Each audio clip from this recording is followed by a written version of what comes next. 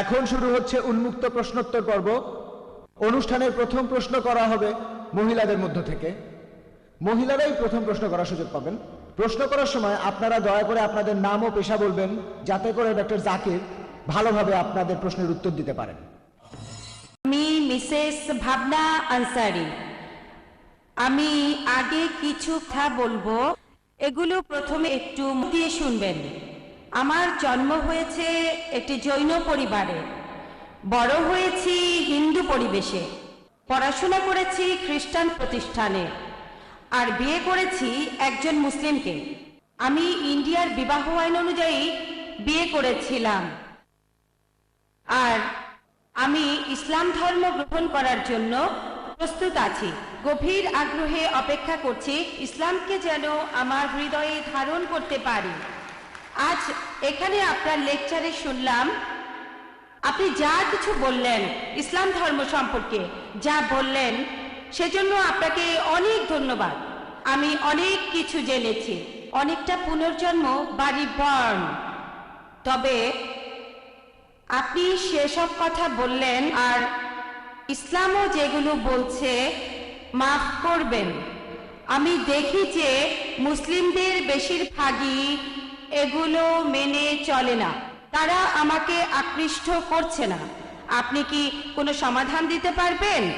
কারণ আপনি যখন ইসলামের মৌলবাদ নিয়ে বললেন সেটা পজিটিভ, যখন অসহিষ্ণুতা নিয়ে বললেন সেটাও পজিটিভ, কিন্তু বাস্তবে এমনটা দেখি না।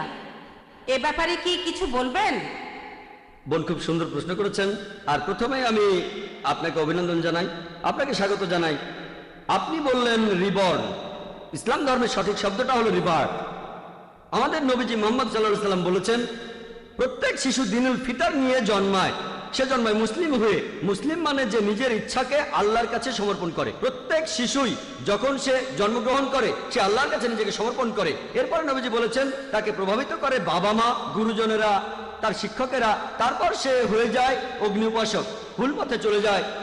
তাই কেউ একজন যদি ফিরে আসে তার পুরনো ধর্ম বিশ্বাসে দ্বীনুল ফিতরে, এখন সঠিক শব্দটা কনভার্ট না বা বিবর্ণ না, এটা হবে রিভার্ট। তাই আপনাকে এই শান্তির ধর্মে ফিরে আসার জন্য অভিনন্দন, যাতে আল্লাহর কাছে নিজেকে সমর্পণ করতে পারেন। এবারে প্রশ্নটা নিয়ে বলি। আমার লেকচার শুনেছেন, তার কিছু পয়েন্টে আপনি একমত, আপনি ইসলাম সম্পর্কে পড়েছেন। তবে এখানে আপনার আপত্তিটা হলো যে মুসলিম বা আপনার মতে বেশিরভাগ মুসলিম তারা ইসলামের শিক্ষা মেনে চলছে না। এখানে সমাধানটা কি? বোন, আমি আপনার সাথে একমত। এ ব্যাপারে আমি একমত যে অনেকেই এগুলো মানে না। তবে পরিসংখ্যান বলছে যে ধর্মের অনুসারীর সংখ্যা সবচেয়ে বেশি জনসংখ্যার দিক থেকে, আপনারা মাথা গোনেন, ধর্মের অনুসারীদের সংখ্যার দিক থেকে প্রথম অবস্থানে আছে খ্রিস্টান ধর্ম, প্রায় 200 কোটি মানুষ। ইসলাম 130 কোটি থেকে 40 কোটির মতো। তবে যদি দেখেন কতজন তাদের ধর্মটা পালন করে, বেশিরভাগ হচ্ছে ইসলাম 1 নম্বর, সবচেয়ে বেশি। তবে আমি আপনাদের সাথে একমত যে জনসংখ্যার দিক থেকে, কারণ প্রায় 130 কোটি মুসলিম, এখানে যদি পার্সেন্টেজ করেন সেটাও হবে কয়েক লক্ষ। এই মুসলিমরা তাদের ধর্ম পালন করে না। সেজন্য বোন, ইসলামকে বুঝতে চাইলে মুসলিমদের দেখবেন না প্লিজ। আমি সবসময় বলি কোনো ধর্মকে বুঝতে চাইলে তার অনুসারীদের দেখলে হবে না, দেখতে হবে ধর্মগ্রন্থগুলো। প্লিজ আমাকে দেখবেন না, আপনার আশেপাশের মুসলিমদের দেখবেন না। আপনাদের একটা গাড়ি আর ড্রাইভারের উদাহরণ দিয়েছিলাম আমি। একটা গাড়ি কত ভালো সেটা জানার জন্য এমন একজন লোককে গাড়িতে বসালেন যে গাড়ি চালাতে জানে না, তারপর সে গাড়িটা নিয়ে অ্যাক্সিডেন্ট করলো। দোষ দেবেন কাকে? গাড়িকে না ড্রাইভারকে? ড্রাইভারকে দোষ দেবেন। তাই প্লিজ মুসলিমদের কাজ দেখে ইসলামকে বিচার করবেন না। সেজন্য এই লেকচারটা হচ্ছে সবার জন্য, মুসলিম অমুসলিম সবার জন্য। যেসব মুসলিম দিশেহারা, আমরা তাদের সত্যের মুখোমুখি দাঁড় করাচ্ছি। কারণ হয়তো তারা নামেই মুসলিম, আমরা চাই তারা ধর্মের নিয়ম পালন করুক। একই সাথে ইসলাম ধর্মের বাণী আমরা অমুসলিমদের কাছে প্রচার করছি, যাতে তারা এই ধর্মটাকে বুঝতে পারে। তারপর ধরেন আপনি জন্মেছেন হতে পারে জৈন পরিবারে, আপনার চারপাশে অনেক মুসলিম ছিল, বিয়ে করেছেন মুসলিমকে। হয়তো আজকে আমার লেকচার শোনার পর, ইসলাম সম্পর্কে জানার পর আপনি এই বিশ্বাসে ফিরে আসবেন। আপনি আরো বললেন যে আপনার ক্ষেত্রে তখন শুধু নাম রাখার জন্য আপনার নামের পরে আনসারি লিখেছেন, কিন্তু এখন আপনি এই বিশ্বাসে ফিরে এসেছেন, সেজন্য অভিনন্দন জানাই। আর প্লিজ বোন, যদি কোনো মুসলিমকে দেখে ইসলামকে বুঝতে চান, সেরা দৃষ্টান্ত হচ্ছে আমাদের নবীজি মুহাম্মদ সাল্লাল্লাহু আলাইহি সাল্লাম। এই পবিত্র কোরআন আর নবীজির কথাগুলো এখানে মানুষ জাতির সব সমস্যার সমাধান। মুসলিমদের দেখবেন না কিছু মুসলিম ধর্ম পালন করে আর কিছু মুসলিম ধর্ম পালন করে না, তাই দেখবেন এই পবিত্র কোরআন বুঝে পড়েন, মেনে চলেন, ইনশাল্লাহ আপনি ইহকালে শান্তিতে থাকবেন আর পরকালেও শান্তি পাবেন। ইনশাআল্লাহ। আপনাকে অনেক ধন্যবাদ। বোন, আপনাকে অনেক ধন্যবাদ। হ্যাঁ ভাই। স্যার, আমার নাম প্রফেসর শেঠি। আমি পেশা একজন ইঞ্জিনিয়ার। এছাড়া আমি শিক্ষকতাও করে থাকি। আল্লাহর রহমতে অঙ্কে আমার মাথা খুব ভালো। প্রথমেই আমি আপনার জ্ঞানের প্রশংসা করছি। প্রার্থনা করি আল্লাহ যেন আপনাকে দীর্ঘায়ু করেন। আর এখানকার সব মুসলিমকে ধন্যবাদ জানাই আমাকে প্রশ্ন করার সুযোগ দেওয়ার জন্য। স্যার, আমি ভগবদ গীতা পড়েছি, আমি রামায়ণ পড়েছি। যেহেতু আমি হিন্দু, আমি মাঝে মধ্যে মন্দিরেও যাই। তবে আমার ভগ্নিপতি একজন মুসলিম, তার কোরআনটা নিয়ে আমি 2 বার পড়েছি। এখানে দেখলাম যে আপনারা কোরআনের কথাগুলো মেনে চলছেন। আমি নামাজের দোয়াগুলো অনুবাদ করেছি। দয়াময় পরম দয়ালু আল্লাহর নামে শুরু করছি, যিনি এই বিশ্বের সৃষ্টিকর্তা ও রক্ষাকর্তা, কর্মফল দিবসের মালিক। আমি এভাবেই 10 বার, 15 বার, 20 বার পড়ি। তখন আমি সময়ের কথা না ভেবে ঈশ্বরের প্রার্থনা করি, আর এটা আমার খুব ভালো লাগে। আমার আয়ের উৎসটা নিয়ে আমার একটা প্রশ্ন আছে। যেহেতু আমি অঙ্কে ভালো, তাই স্টক মার্কেটে নিয়েও অ্যানালাইসিস করি। এফএনও মার্কেটও খুব ভালো বুঝি, ফিউচার অ্যান্ড অপশন। আমি জানি না মানুষ স্টক মার্কেট কতটা বোঝে। যেহেতু আমি অনেক হিসাব করে ইনভেস্ট করি, তাই সবসময় আমার কিছু লাভ থাকে। মাসের শেষ বেশ ভালো করি। এটাও একটা অঙ্কের খেলা, যেটা সব মানুষ বোঝে না। এভাবে আয় করার অনুমতি কি আছে? গত 3 বছর এটা নিয়ে ভাবছি। আমি চাইলে স্টক মার্কেটে অনেক টাকা আয় করতে পারি, তবে আমি হারাম আয় চাই না। এটা নিষিদ্ধ হলে আমি আর কখনো এটা করব না। তাহলে আমি শুধুমাত্র শিক্ষকতাই করে যাব। আলহামদুলিল্লাহ। ভাই খুব সুন্দর প্রশ্ন করেছেন। এটাও ভালো লেগেছে যে উনি ভগবদ গীতা, রামায়ণ এসব পড়ার পর 2 বার পবিত্র কোরআন পড়েছেন, এর কথাগুলো মানেন। ওনার ভগ্নিপতি একজন মুসলিম আর উনি হচ্ছেন অঙ্কে খুব ভালো। আমিও এক সময় অঙ্কে খুব ভালো ছিলাম। স্কুলে থাকার সময় ক্লাস 1 থেকে ক্লাস 9-10 পর্যন্ত ভালো নম্বর একটা কথা পেয়েছি। বলি স্যার, আপনার মতো কাউকে আমি দেখিনি। আর আল্লাহ যদি চান, আমিও আপনার মতো একদিন হব। ঈশ্বর যদি চান, যদি আল্লাহ চান, তাহলে আমি একদিন আপনার মতোই হব। ইনশাআল্লাহ, ইনশাআল্লাহ। প্রথমে প্রশ্নের উত্তর দেই, ইনশাআল্লাহ তারপরে এই সম্পর্কে কথা বলবো।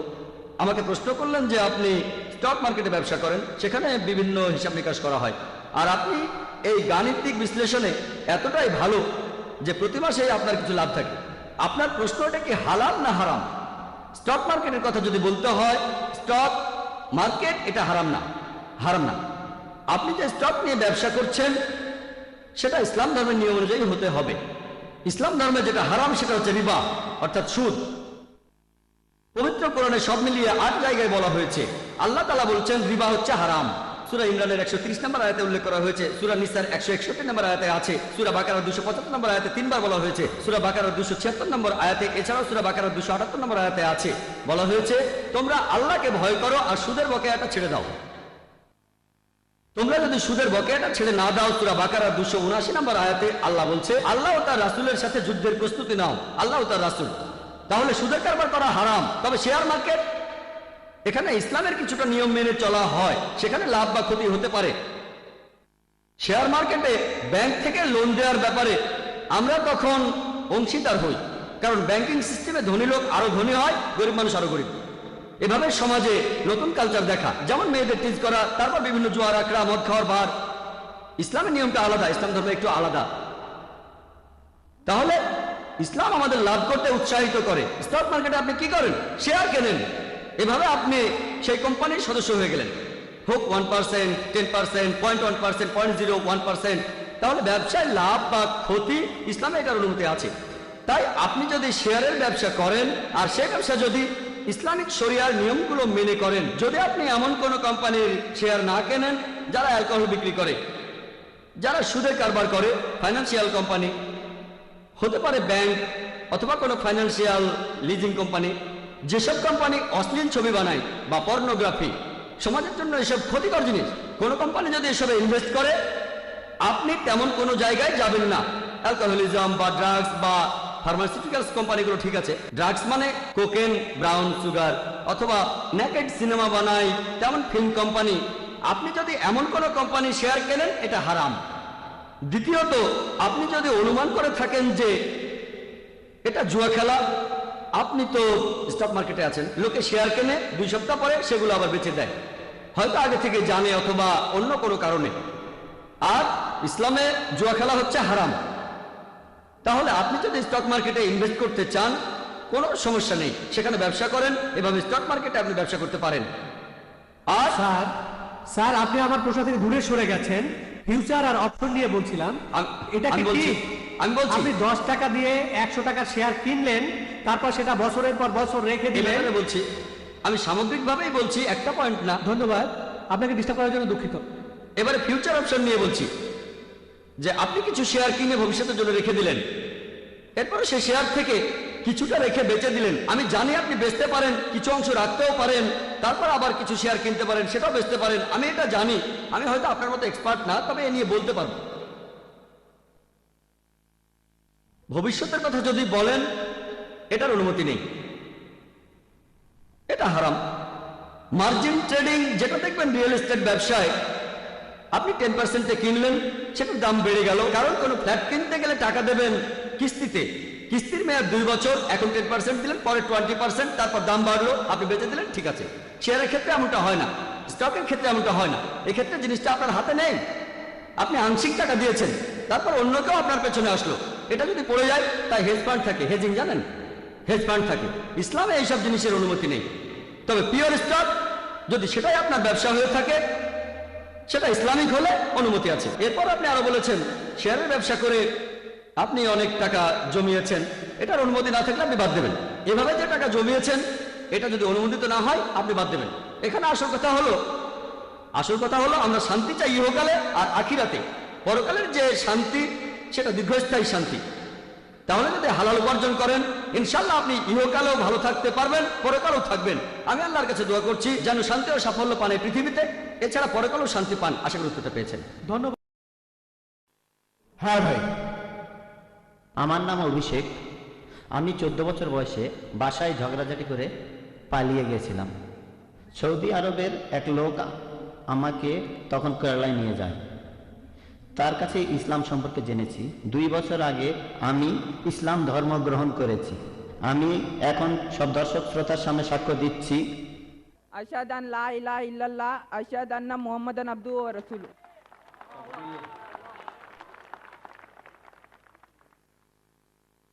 আপনার প্রশ্নটা, আপনি কি কোনো প্রশ্ন করবেন? না স্যার। ডক্টর জাকির কিছু বলবেন? হ্যাঁ ভাই, আপনাকে অভিনন্দন জানাই, আপনাকে স্বাগত জানাই এই শান্তির ধর্মে। আর আপনিও সাক্ষী দিতে পারেন যে সৌদিরা তরবারি ব্যবহার করেনি। আপনাকে কি জোরজবস্তি করা হয়েছিল? না। জোরজবস্তি না। বা বন্ধু? না, আমি স্বেচ্ছায় মাশাআল্লাহ। মুসলিম হয়েছি। মাশাআল্লাহ, উনি স্বেচ্ছায় মুসলিম হয়েছেন। আপনাকে কোরআনের একটা অনুবাদ দিতে চাই, আপনি কি স্টেজে আসবেন? আমি এখানে প্রথম লেকচার দিয়েছিলাম 8 দিন আগে। সেদিন এক বোন ইসলাম গ্রহণ করেছিলেন, আমি তার চেহারাটা দেখতে পাইনি। আমি শুধু বাম দিকের মাইকের প্রশ্নকারী চেহারাটা দেখতে পাই, বাম দিকের মাইক আর কাউকে দেখতে পাই না। প্রথম দিনের সেই মহিলাকেও আমি দেখিনি। আর শনিবারে আইবিএস এর প্রশ্ন করলো গোয়েন্দারা যে সেই মহিলা কোথায়। বললাম আমি তো তাকে চিনি না। আপনারা হয়তো টিভিতে তাকে দেখেছেন, এখানে অনেক মানুষ আছেন, টেলিভিশনে দেখলে হয়তো সেই মহিলাকে আপনারা দেখতে পারেন। আপনি এখানে সাক্ষ্য দিতে পারেন যে আপনাকে জবরদস্তি করা হয়নি। এখানে জবরদস্তি করা যায় না, মুসলিম বানানো যায় না, স্বেচ্ছায় করলে হতে পারে।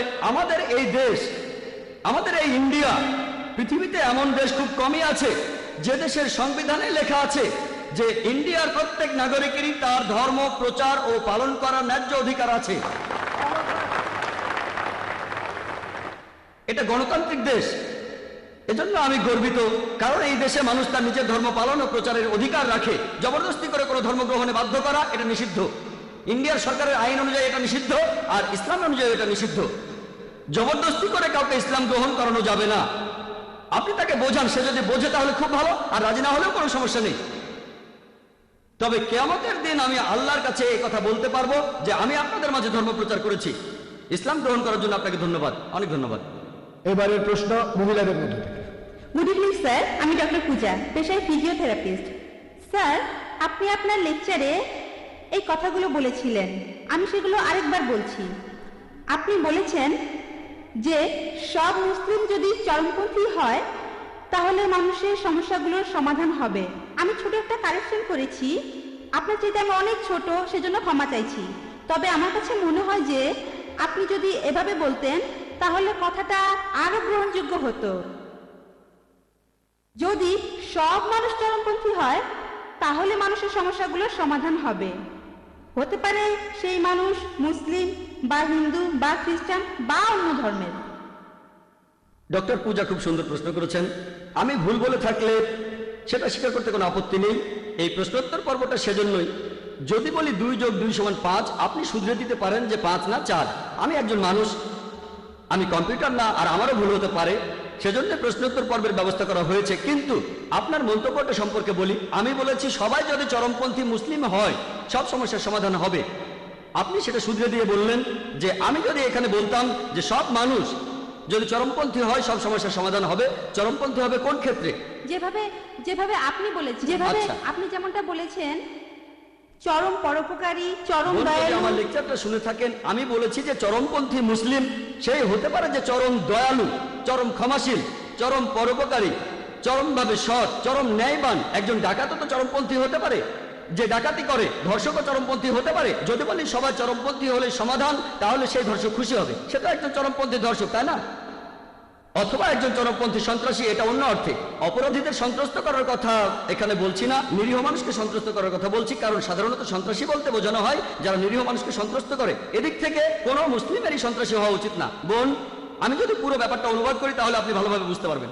আমি যেটা বলেছিলাম, প্রত্যেক মানুষ যদি চরমপন্থী মুসলিম হয়, অর্থাৎ যদি প্রত্যেক মানুষ একেবারে চরমভাবে শান্তিকামী হয়, আল্লাহর কাছে আত্মসমর্পণ করে, তাহলে মানুষের সব সমস্যার সমাধান হবে। যেহেতু আরবি শব্দটা ব্যবহার করেছি, এটা আবার অনেকে হজম করতে পারে না। আপনার কথা বলছি না বোন, আমি মিডিয়ার কথা বলছি। ইসলাম অথবা মুসলিম এই কথাগুলো তারা হজম করতে পারে না, তাই আমি কথাগুলো অন্যভাবে বলছি যাতে করে অমুসলিমরাও এটা বুঝতে পারে। যদি প্রত্যেক মানুষ একেবারে চরমভাবে শান্তিকামী হয়, আল্লাহর কাছে নিজের ইচ্ছাকে সমর্পণ করে, মানুষের সব সমস্যার সমাধান হবে। হোক সেই মানুষ মুসলিম, হিন্দু বা খ্রিস্টান। এরপরে যদি বলেন হোক সে হিন্দু, মুসলিম, খ্রিস্টান, ধর্ষক, ডাকাত, তাহলে কোনো কাজ হবে না বোন। কারণ মুসলিম মানে যে আল্লাহর কাছে আত্মসমর্পণ করে, তাকে মুসলিম হতেই হবে। হিন্দু কেউ আল্লাহর কাছে আত্মসমর্পণ করলে খুব সেটা ভালো। কি হিন্দু হবে না? না না এটা না, তাহলে কেমন? বোন আমাকে বলতে দেন, পরের প্রশ্ন পরে করেন, তখন উত্তর দেব। ঠিক আছে। আপনি ঠিকই বলেছেন। হিন্দু শব্দটার মানে কি জানেন আপনি? হিন্দু হলো একটা ভৌগোলিক অবস্থান। হিন্দু মানে সেই মানুষগুলো যারা থাকে ইন্ডিয়ায়। এভাবে বললে আমিও একজন হিন্দু বোন, আমিও একজন হিন্দু মুসলিম ভৌগোলিক অবস্থানের দিক থেকে। তবে এই হিন্দু শব্দটা প্রথম ব্যবহার করেছে আরবরা যখন তারা ইন্ডিয়া এসেছিল। যখন সৌদি আরবে গিয়েছিলাম তারা বলে হিন্দিয়া, হিন্দিয়া, হিন্দু। এটা জানেন, হিন্দু বলতে ভৌগোলিক অবস্থানকে বোঝানো হয়, কিন্তু এখন শব্দটাকে ভুল অর্থে প্রয়োগ করা হয় একটা ধর্মকে বোঝানোর জন্য। স্বামী বিবেকানন্দের কথা অনুযায়ী তিনি বলেছেন এই ধর্মের অনুসারীদের বলা উচিত বেদান্তবাদী, কারণ তারা বেদের কথা মেনে চলে। হিন্দু শব্দটা একটা মিসনোমার। বিশেষজ্ঞদের জিজ্ঞেস করেন, আপনি বললেন একজন হিন্দু কি মুসলিম হতে পারে? ভৌগোলিক অবস্থান বললে আমি একজন হিন্দু, আমি ইন্ডিয়াতে বাস করি, আল্লাহর কাছে আত্মসমর্পণ করেছি, আমি একজন শান্তিকামী মানুষ। তবে প্রত্যেক মানুষ, 1 মিনিট বোন, 1 মিনিট, আমেরিকানরাও ভালো মানুষ হতে পারে, ইংরেজরাও ভালো মানুষ হতে পারে। যদি বলি পৃথিবীর সব মানুষ ইন্ডিয়ায় থাকবে, সেটা এখানে সম্ভব হচ্ছে না, তাহলে সবাই হিন্দু হতে পারছে না। নতুন করে করতে চাই। বোন, আগে উত্তরটা শেষ করতে দেন। আপনি প্রশ্ন করেছেন, আমি সেটার উত্তর দিচ্ছি। আপনি প্রশ্ন করেছেন, আমি উত্তর দিচ্ছি। আপনি আরেকটা চান্স পাবেন, সমস্যা নেই বোন, অবশ্যই। তবে আগে শেষ করতে দেন। আপনি যে শব্দটা বলেছেন সেটার অর্থ আপনার জানা উচিত। যদি পৃথিবীর সবাই ইন্ডিয়ায় থাকে, ইন্ডিয়ার সরকার সমস্যায় পড়ে যাবে। তারা বলে হাম দো হামারে দো, এককে বাদ আবি নেহি, দোকে বাদ কাবি নেহি। ফ্যামিলি প্ল্যানিং এর কথা বলে। আমরা 2 জন সন্তান, 2 জন, হাম দো হামারে দো, এককে বাদ আবি নেহি, দোকে বাদ কাবি নেহি। এক সন্তানের পরে একটু বিরতি, দ্বিতীয় সন্তানের পরে আর কোনো সন্তান নেবেন না। ফ্যামিলি প্ল্যানিং এই সম্পর্কে বলেছি কোরআন এন্ড মডার্ন সায়েন্সে। তাই বোন, আপনি যে শব্দটা বলেছেন সেটার অর্থ না জানলে আপনি ভুল বুঝতে পারেন। আপনি যদি একজন হিন্দু হন, ঈশ্বরের কাছে আত্মসমর্পণ করেন, এরপর যদি বেদ মেনে চলেন, আমার লেকচার যদি দেখে থাকেন, ইসলাম ধর্ম আর হিন্দুইজমের মধ্যে সাদৃশ্য নিয়ে বেদ বলছে তোমরা এক ঈশ্বরকে বিশ্বাস করবে। যদি বেদের কথা মানেন, উপনিষদে উল্লেখ আছে, ছান্দোগ্য উপনিষদ 6 নম্বর অধ্যায়ের 2 অনুচ্ছেদের 1 নম্বর পরিচ্ছেদে বলা হয়েছে যে এককাম এবিদিতিয়াম, ঈশ্বর কেবলমাত্র একজন, দ্বিতীয় কেউ নেই। বেদে উল্লেখ করা হয়েছে, যজুর্বেদের 32 নম্বর অধ্যায় 3 অনুচ্ছেদে আছে, নাতাস্তি প্রতিমা আস্তি, মহান সৃষ্টিকর্তার কোনো প্রতিমা নেই। প্রতিমা মানে ছবি, মূর্তি, ভাস্কর্য, ফটোগ্রাফ। বেদের কথা অনুযায়ী মহান সৃষ্টিকর্তার কোনো ছবি নেই, কোনো ফটোগ্রাফ নেই, কোনো ভাস্কর্য নেই, কোনো মূর্তি নেই। যদি এমন হিন্দু হয়ে থাকেন, বেদে উল্লেখ আছে যে আরেকজন অবতার পৃথিবীতে আসবেন, সর্বশেষ রাসূল, তার নাম হবে মুহাম্মদ সাল্লাল্লাহু আলাইহি সাল্লাম। এই কথা বলা হয়েছে কল্কি অবতারে 2 নম্বর অধ্যায়ের 5 অনুচ্ছেদে, 7 অনুচ্ছেদে, 9 অনুচ্ছেদে, 11 অনুচ্ছেদে, 15 অনুচ্ছেদে, যে এই কল্কি অবতার জন্মগ্রহণ করবে শান্তি নামের একটি শহরে, অর্থাৎ মক্কা। তার বাবার নাম হবে বিষ্ণু ইয়াস, অর্থাৎ সৃষ্টিকর্তার ভৃত্য, আরবিতে আব্দুল্লাহ। আর নবীজির বাবার নামও ছিল আব্দুল্লাহ। তার মায়ের নাম হবে সুমতি, অর্থাৎ শান্তিপ্রিয়, প্রশান্ত। আরবিতে বললে হবে আমিনা। আর আমাদের নবীজির মায়ের নাম ছিল আমিনা। সে জন্মাবে মাধব মাসের 12 দিনে। নবীজি 12 রবিউল আউয়ালে জন্মেছিলেন। তার 4 জন সঙ্গী থাকবে, ইনারা হলেন খোলাফায়ে রাশিদিন। আমি এভাবে আরো বলে যেতে পারি। আমি এখানে সংক্ষেপে হিন্দুইজম আর ইসলামের সাদৃশ্যগুলো বললাম। আমি আপনাকে যেটা বলবো, আসলে এটা মেনে নেই।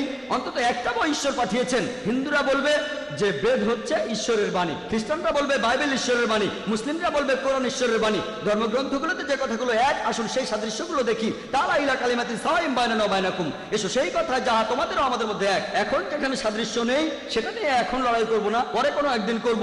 হ্যাঁ, আসুন আগে আমরা এটা মানি যে সবগুলো ধর্মগ্রন্থ, সবগুলো প্রধান ধর্মগ্রন্থ, হোক সেটা বাইবেল, হোক সেটা বেদ, হোক সেটা কোরআন, হোক পার্সি ধর্মগ্রন্থ, হোক শিখ ধর্মগ্রন্থ, সবাই বলছে ঈশ্বর কেবলমাত্র একজনই। বেশিরভাগ প্রধান ধর্মই কথা বলেছে যে শেষ একজন নবী আসবেন। বাইবেলে উল্লেখ করা হয়েছে ডিউটেরোনমি 18 অধ্যায়ের 18 অনুচ্ছেদ, বুক অফ ডিউটেরোনমি 18 অধ্যায়ের 19 অনুচ্ছেদ, বুক অফ আইজায়া 29 অধ্যায়ের 12 অনুচ্ছেদে, সং অফ সলোমন 5 অধ্যায়ের 16 অনুচ্ছেদে। এরপর নিউ টেস্টামেন্টে গসপেল অফ জন 14 অধ্যায়ের 16 অনুচ্ছেদে, গসপেল অফ জন 15 অধ্যায়ের 26 অনুচ্ছেদে, গসপেল অফ জন 16 অধ্যায়ের 7 অনুচ্ছেদে, গসপেল অফ জনে 16 অধ্যায়ের 12 থেকে 14 অনুচ্ছেদে বলা আছে যে যীশু খ্রিস্ট বলেছেন, তোমাদের আমি অনেক কথাই বলবো, কিন্তু তোমরা সবকিছু বুঝতে পারবে না। কারণ যখন সত্যের বার্তাবাহক আসবে, সে তোমাদের সত্যের পথে পরিচালিত করবে। সে তার নিজের কথা বলবে না, যা শুনবে তাই বলবে। তাহলে বিভিন্ন প্রধান ধর্মগ্রন্থ থেকে যেটা জানতে পারি, আমরা বিশ্বাস করবো এক ঈশ্বরে, তার কোনো ছবি নেই, তার কোনো প্রতিমা নেই। আমরা বিশ্বাস করবো সর্বশেষ আর চূড়ান্ত নবীকে। আসুন এগুলো মেনে নেই, আমরা অমিলগুলো নিয়ে কথা বলবো না। আসুন আমরা সেটা মানি যেটা এক, হিন্দু ধর্মগ্রন্থে, পার্সি ধর্মগ্রন্থে, খ্রিস্টান ধর্মগ্রন্থে। আপনি বললেন হিন্দু মুসলিম, আমি পার্সি ধর্মের কথা বলছি, আমি ইসলামের কথা বলছি। যেগুলো এক সেগুলো আমরা মেনে নেই। আর ইনশাআল্লাহ পৃথিবীর সমস্ত মানুষ যারা ঈশ্বরে বিশ্বাস করে, তারা যদি এটা মানে যে ঈশ্বর একজন, তার কোনো প্রতিমূর্তি নেই, আর যদি বিশ্বাস করে যে আল্লাহ প্রেরিত সর্বশেষ চূড়ান্ত নবী মুহাম্মদ সাল্লাল্লাহু আলাইহি সাল্লাম, তাহলে আপনারা দেখতে পাবেন যে পৃথিবীর সমস্ত মানুষই হবে চরমভাবে শান্তিকামী মানুষ, আল্লাহর কাছে নিজের ইচ্ছাকে সমর্পণ করবে। তাহলে মানুষের সব সমস্যার সমাধান হবে। আশা করি উত্তরটা পেয়েছেন। হ্যাঁ, ধন্যবাদ স্যার। হ্যাঁ ভাই, প্রশ্ন করেন। জাকির ভাই, আপনার কাছে আমার একটা প্রশ্ন আছে। এখানে যেসব মুসলিম ভাই ও বোনেরা আছেন, তাদের অনুভূতিতে আঘাত লাগলে আমি ক্ষমা চাচ্ছি। আমার নাম মহেশ মেহতা, আর আমি ব্যবসা করি। আপনাদের পবিত্র কোরআন এটা আল্লাহর পাঠানো আসমানি কিতাব নয়। কেন? কারণ হলো, আগে যে তাওরাত, ইঞ্জিল, জাবুর এসেছে, তাওরাত মুসার উপর নাজিল হয়েছিল, জাবুর দাউদের উপর নাজিল হয়েছিল, আর যিশুর উপর নাজিল হয়েছিল ইঞ্জিল।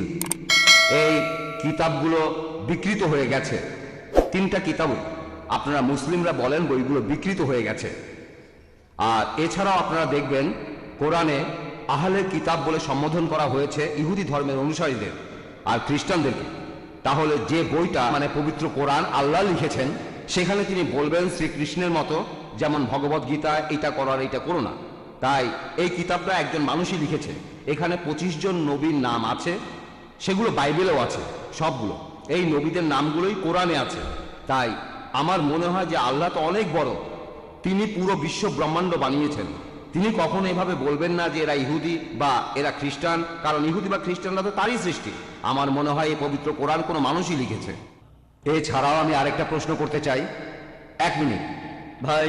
হ্যাঁ, উনি আগে উত্তর দিক, তারপর আচ্ছা। আপনি আবার প্রশ্ন করুন। আচ্ছা ভাই, আপনি প্রশ্ন করলেন, আর সত্যি বলতে আমি মহেশ ভাইকে চিনি সেই 1991 সাল থেকে।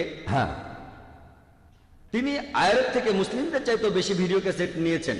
তাই আইআরএফ এ ভিডিও ক্যাসেট আর লিটারেচারের লিস্টে তার নামই সবার আগে আছে।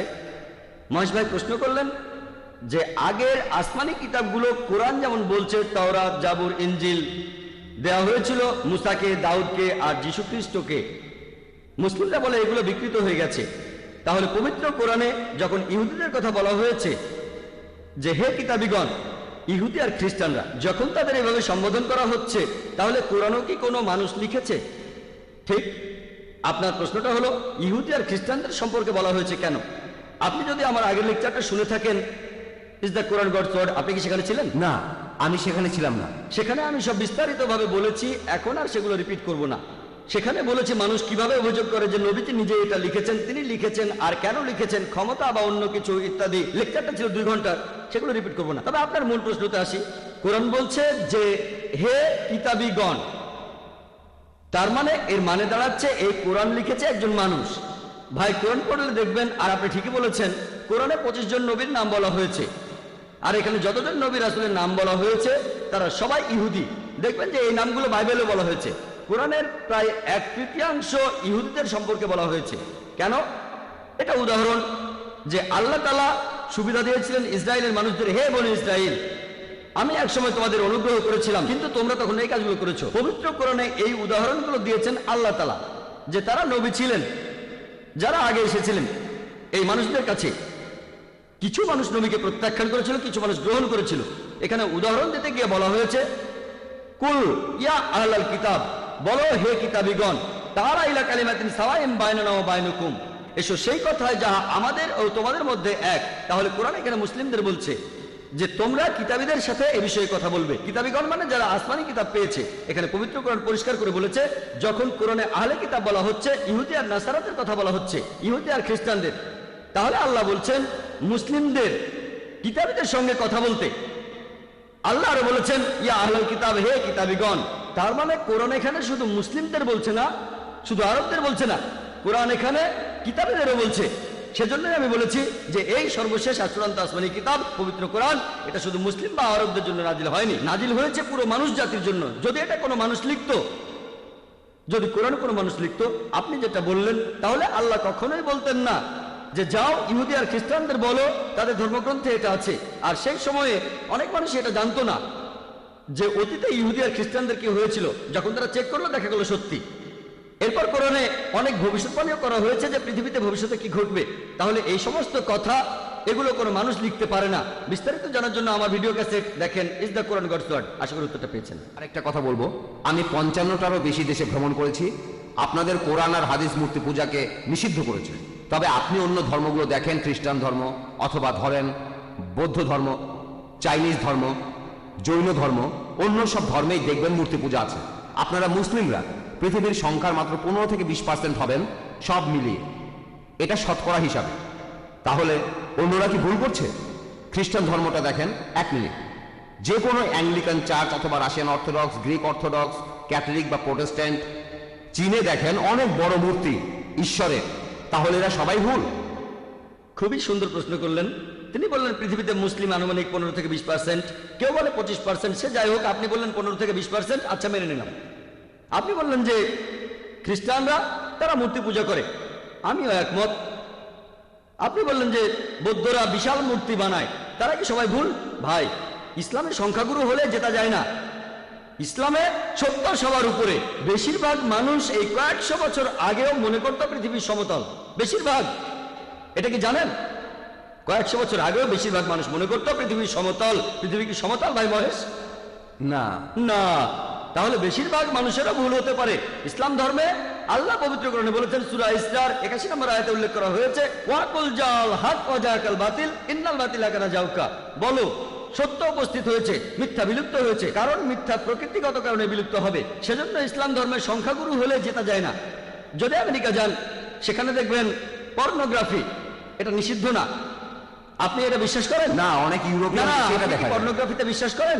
না, আমি বিশ্বাস খুব করি। ভালো, আপনি তো ভালো মানুষ, আপনাকে অভিনন্দন জানাই। কিন্তু পশ্চিমা বিশ্বের বেশিরভাগ মানুষই পর্নোগ্রাফিতে বিশ্বাস করে।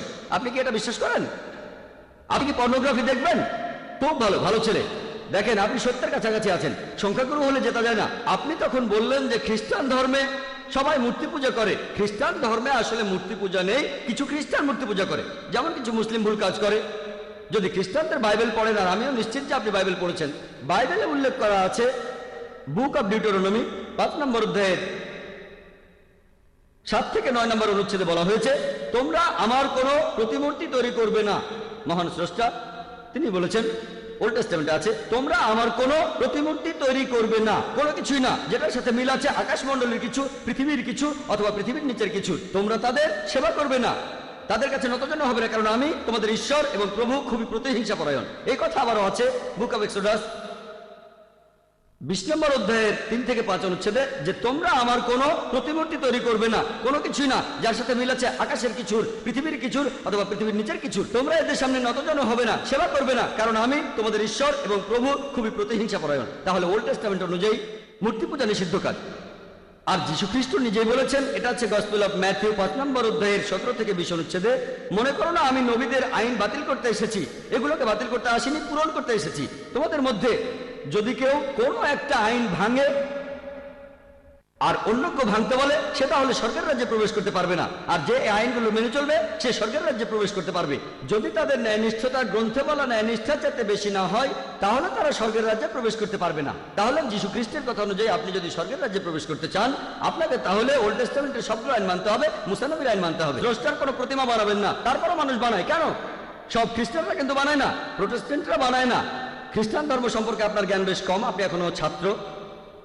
ক্যাথলিকরা এটা করে, তারা মূর্তি বানায়। এজন্যই প্রোটেস্ট্যান্টরা প্রোটেস্ট করেছিল যে আপনাদের কাজটা ভুল। তাহলে বাইবেলের কথা অনুযায়ী সৃষ্টিকর্তার কোনো প্রতিমা বানাতে পারবেন না। আপনার কথা মানি? বেশিরভাগ হিন্দুই মূর্তি পূজা করে। আমি আগে বলেছিলাম, নাতাস্তি প্রতিমা আস্তি, মহান সৃষ্টিকর্তার কোনো প্রতিমা নেই, কোনো ছবি নেই, কোনো ভাস্কর্য নেই, তার কোনো মূর্তি নেই। আপনি কি মূর্তি পূজা করেন? হ্যাঁ, আমি করি। আচ্ছা, তাহলে তো বেদ মানছেন না। আমি আসলে সবগুলো ধর্মই মানি, সব ধর্মই এক, কারণ মহান ঈশ্বর সবগুলো ধর্ম সম্পর্কেই জানেন।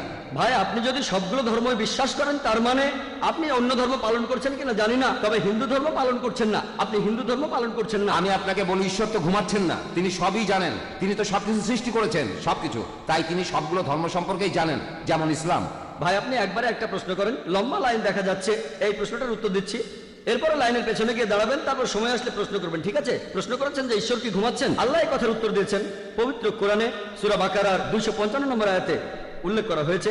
আল্লাহ বলেছেন, আল্লাহু লা ইলাহা ইল্লা হুয়াল হাইয়ুল কাইয়ুম লা তাখুযুহু সিনাতুন ওয়ালা নাওম, যে আল্লাহ অবিনশ্বর, চিরস্থায়ী, তিনি কারো মুখাপেক্ষী নন, তার নিদ্রার প্রয়োজন হয় না, তন্দ্রা তাকে স্পর্শ করে না, বিশ্রামের প্রয়োজন হয় না। আমাদের ঘুমানোর প্রয়োজন হয়, আমাদের বিশ্রাম নেওয়ার প্রয়োজন হয়, আল্লাহ তাআলার ঘুমানোর প্রয়োজন হয় না।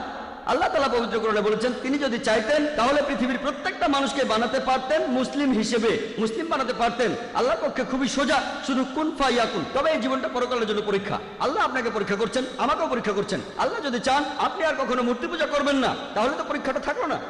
পরীক্ষাটা হচ্ছে আল্লাহ আপনাকে কিছু আইন দিয়েছেন, এখন আপনি সেগুলো মানবেন কি মানবেন না। আপনি নাকি সবগুলো ধর্মই মানেন, কিন্তু আপনি তো হিন্দু ধর্ম মানছেন না, আপনি তো ইসলাম মানছেন না, আপনি তো খ্রিস্টান ধর্ম মানছেন না, শিখ ধর্ম মানছেন না, বৌদ্ধ ধর্ম মানছেন না। আমাকে এমন কোন কথা দেখান যেখানে ধর্মপট বলছে, বৌদ্ধ যে কোনো গ্রন্থ বলছে যে বুদ্ধ তার মূর্তি বানাতে বলেছেন। তিনি কখনোই বলেননি। বুদ্ধ কোথায় বলছেন? আগামীকাল ধরেন কোন মুসলিম যে নবীজি মুহাম্মদ সাল্লাল্লাহু আলাইহি সাল্লামের মূর্তি বানালো, সে যদি মূর্তি বানিয়ে তার পূজা করে, আমি বলবো সেটা ভুল। নবীজি কখনোই তার মূর্তি বানাতে বলেননি। এখন কিছু মানুষ যদি কোনো ভুল কাজ করে থাকে, হোক তারা সংখ্যালঘু বা সংখ্যাগুরু, সেটা তখন সত্যি হয়ে যায় না। গৌতম বুদ্ধ কখনোই তার মূর্তি বানাতে বলেননি। এখন কেউ এই মূর্তিগুলোর বিরুদ্ধে গেলে সে আসলে বৌদ্ধদের ধর্ম পালনে সাহায্য করছে। শুধু বুদ্ধের একটা বিশাল মূর্তি বানিয়েছে বলেই তারা বুদ্ধকে মানে, এমনটা কিন্তু ঠিক না। সেজন্য আমি বলেছি, যদি কোনো ধর্মকে বুঝতে চান, অনুসারীদের দেখবেন না, ভাই মহেশ আমাকে দেখবেন না, ধর্মগ্রন্থগুলোকে দেখেন, পবিত্র কোরআন দেখেন, পবিত্র কোরআন পড়েন, আপনাদের বেদ পড়েন, যেগুলো কমন সেগুলো মেনে চলেন, আর যেগুলো কমন না সেগুলো পরে দেখবেন। আপনি নাকি সব ধর্মই পালন করেন, আপনি তো হিন্দু ধর্ম মানছেন না, খ্রিস্টান ধর্ম মানছেন না, ইসলাম ধর্ম মানছেন না, সবগুলো তো পরের কথা। আমি বলছি অন্তত পক্ষে কমন জিনিসগুলো আপনি মেনে চলেন, যেগুলো কমন না সেটা নিয়ে পরে কথা বলবো। আপনি তো কমন জিনিসগুলো মেনে চলছেন না, সবগুলো মানা তো পরের কথা। যেদিন আপনি মূর্তি পূজা বন্ধ করবেন, সেদিন আমি কথা বলতে পারবো যে আপনি সবগুলো ধর্মের সবচেয়ে প্রধান কথাটা মানছেন। যেদিন আপনি মুহাম্মদ সাল্লাল্লাহু আলাইহি সাল্লামকে সর্বশেষ ও চূড়ান্ত নবী হিসেবে মানবেন, সেদিন বলতে পারবো আপনি বেশিরভাগ প্রধান ধর্মের সবচেয়ে প্রধান দুটো কথা মানছেন। আশা করি উত্তরটা পেয়েছেন। ভাই অভিষেক এসেছেন, যিনি একটু আগেই প্রশ্ন করলেন, তিনি স্টেজের পেছনেই আছেন। তিনি ডক্টর জাকির নায়েকের কাছ থেকে আরেকটা কোরআন নেওয়ার সুযোগটা হারাতে চান না, তাই উনি স্টেজে আসছেন।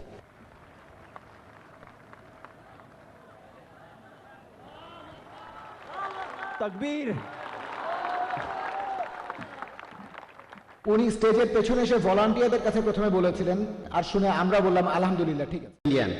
তাহলে মুসলিম ভাই বোনদের উপদেশ দেবেন মহাত্মা গান্ধীর নীতিগুলো অনুসরণ করতে, যেমন অহিংস আন্দোলন, সত্যাগ্রহ অথবা মহাত্মা গান্ধীর অন্য যে কোনো নীতি? ভাই, আপনি প্রশ্ন করলেন যে আমি কি মুসলিম ভাই বোনদের মহাত্মা গান্ধীর নীতি অনুসরণ করতে বলবো, তারপর বললেন যে মহাত্মা গান্ধীর যে কোনো নীতি, যেমন অহিংসা নীতি আর সত্যাগ্রহ।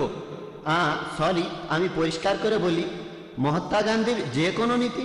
আপনার প্রশ্নটা বুঝতে পেরেছি। আপনি বললেন নীতিগুলো মানে সবগুলো নীতি, তারপরে বললেন যে কোনো নীতি। আমি দুটোরই উত্তর দিচ্ছি।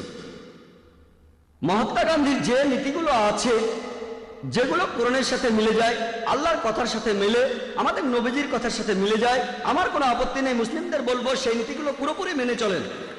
যেমন ধরেন সত্যাগ্রহ আন্দোলন, মহাত্মা গান্ধীর অহিংসা আন্দোলন, একই কাজ নবীজিও করেছিলেন। এমন না যে তিনি মহাত্মা গান্ধীকে অনুসরণ করেছেন, মহাত্মা গান্ধী নবীজিকে অনুসরণ করেছেন, এই ব্যাপারে পরে বলছি।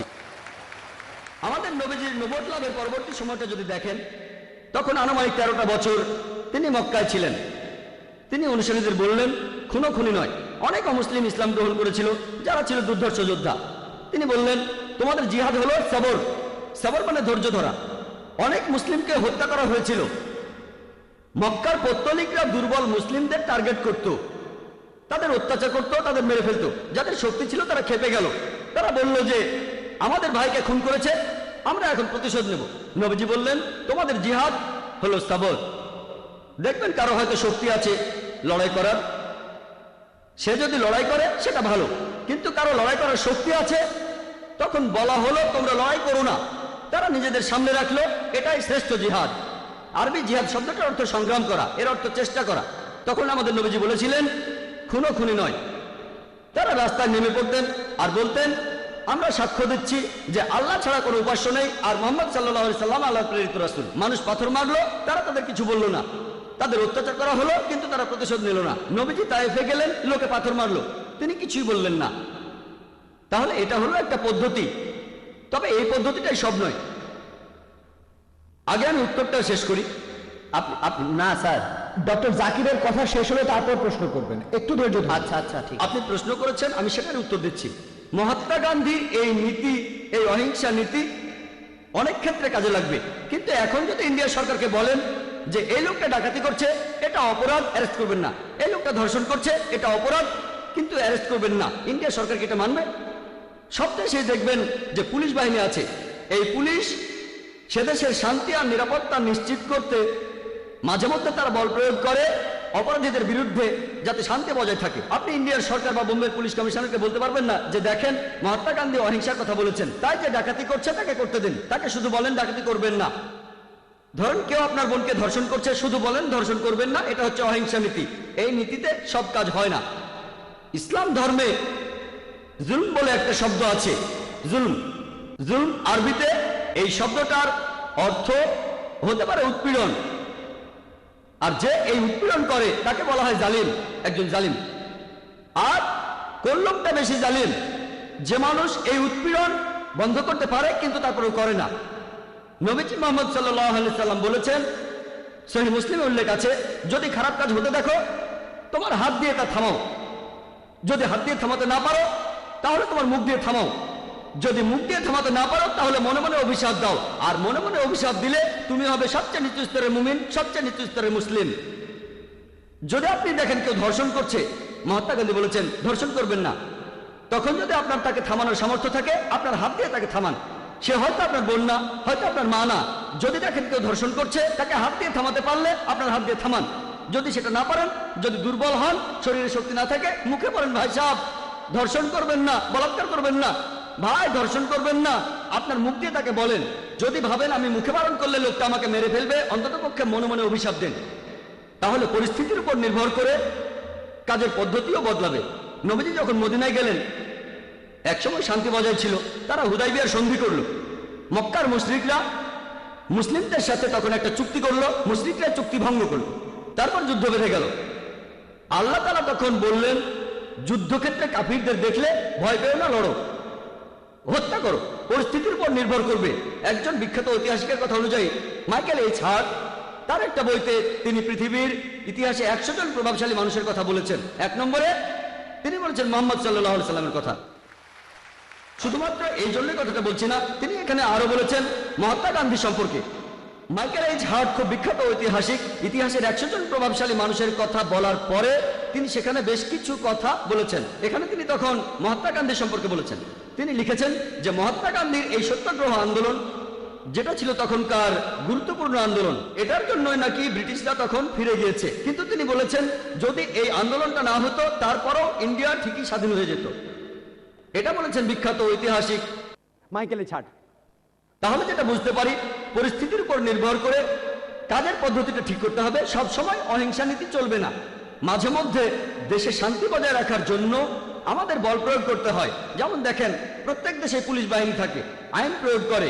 কেউ যদি কোনো কিছু নিয়ে বাড়াবাড়ি করে, ধর্ষণ করে, ডাকাতি করে, নিরীহ মানুষদের ক্ষতি করে, তখন শেষ উপায় হিসেবে প্রত্যেক দেশের পুলিশ যেমন বল প্রয়োগ করে, একইভাবে ইসলাম বলছে যে শেষ উপায় হিসেবে, শেষ অবলম্বন হিসেবে মাঝে মধ্যে শান্তি বজায় রাখার জন্য বল প্রয়োগ করতে হয়। আশা করি উত্তরটা পেয়েছেন। আর কিছু বলতে চাইলে এখন বলতে পারেন। না স্যার, উত্তরে আমি সন্তুষ্ট। আপনাকে অনেক ধন্যবাদ। সেজন্য বলেছিলাম বাধা দেবেন না, এটা আমার পেশা, আমি এই কাজটাই করি। পুরো উত্তরটা শুনলে তারপর বুঝতে পারবেন। আমি শুরু করলে যদি হাত তোলেন, যখনই আপনি আপনার হাতটা তুলছেন আপনার মাথায় তখন প্রশ্নটা ঘুরছে, আমার উত্তরটা শুনছেন না।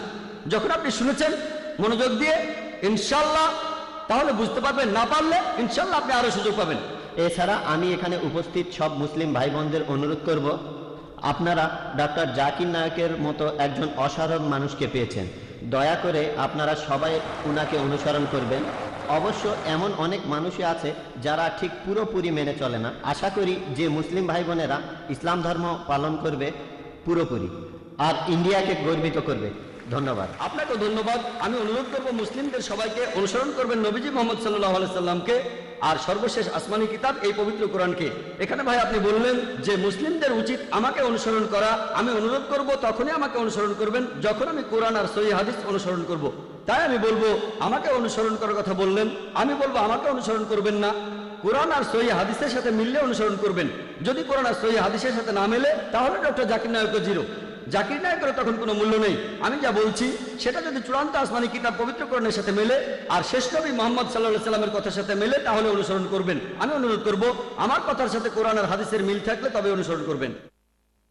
হ্যাঁ বোন, এবারে পরের প্রশ্ন। আসসালামু আলাইকুম, আমি ভাগ্যশ্রী সাওয়ান্ত। আমি অমুসলিম। এখানে সবার সামনে আমি ইসলাম গ্রহণ করতে চাই, কারণ আমি চাই কিয়ামতের দিন আপনারাও আমার পক্ষে সাক্ষ্য দেবেন। আশহাদু আন্না ইল্লাল্লাহ, আশহাদু আন্না মুহাম্মাদু রাসূলুল্লাহ। মাশাআল্লাহ বোন, উনি ডক্টর জাকিরের সাথে কথাগুলো আরেকবার বললে ভালো। এখন আমি বলছি আর আমার সাথে সাথে আপনিও বলুন। আশহাদু আল্লাহ ইলাহা আশহাদু আন্না ইলাহা ইল্লাল্লাহ ইল্লাল্লাহ ওয়া আশহাদু আন্না ওয়া আশহাদু আন্না মুহাম্মাদান মুহাম্মাদান আবদুহু ওয়া রাসূলুহু। রাসূলুল্লাহ। আমি সাক্ষ্য দিচ্ছি আমি সাক্ষ্য দিচ্ছি যে আল্লাহ ছাড়া কোনো উপাস্য নেই, আল্লাহ ছাড়া কোনো উপাস্য নেই, আর নবীজি মুহাম্মদ আর মুহাম্মদ সাল্লাল্লাহু আলাইহি সাল্লাম সাল্লাল্লাহু আলাইহি সাল্লাম হলেন মহান আল্লাহ তাআলার প্রেরিত পুরুষ। হলেন আল্লাহ তাআলার প্রেরিত পুরুষ। শান্তির ধর্মে আপনাকে স্বাগতম বোন।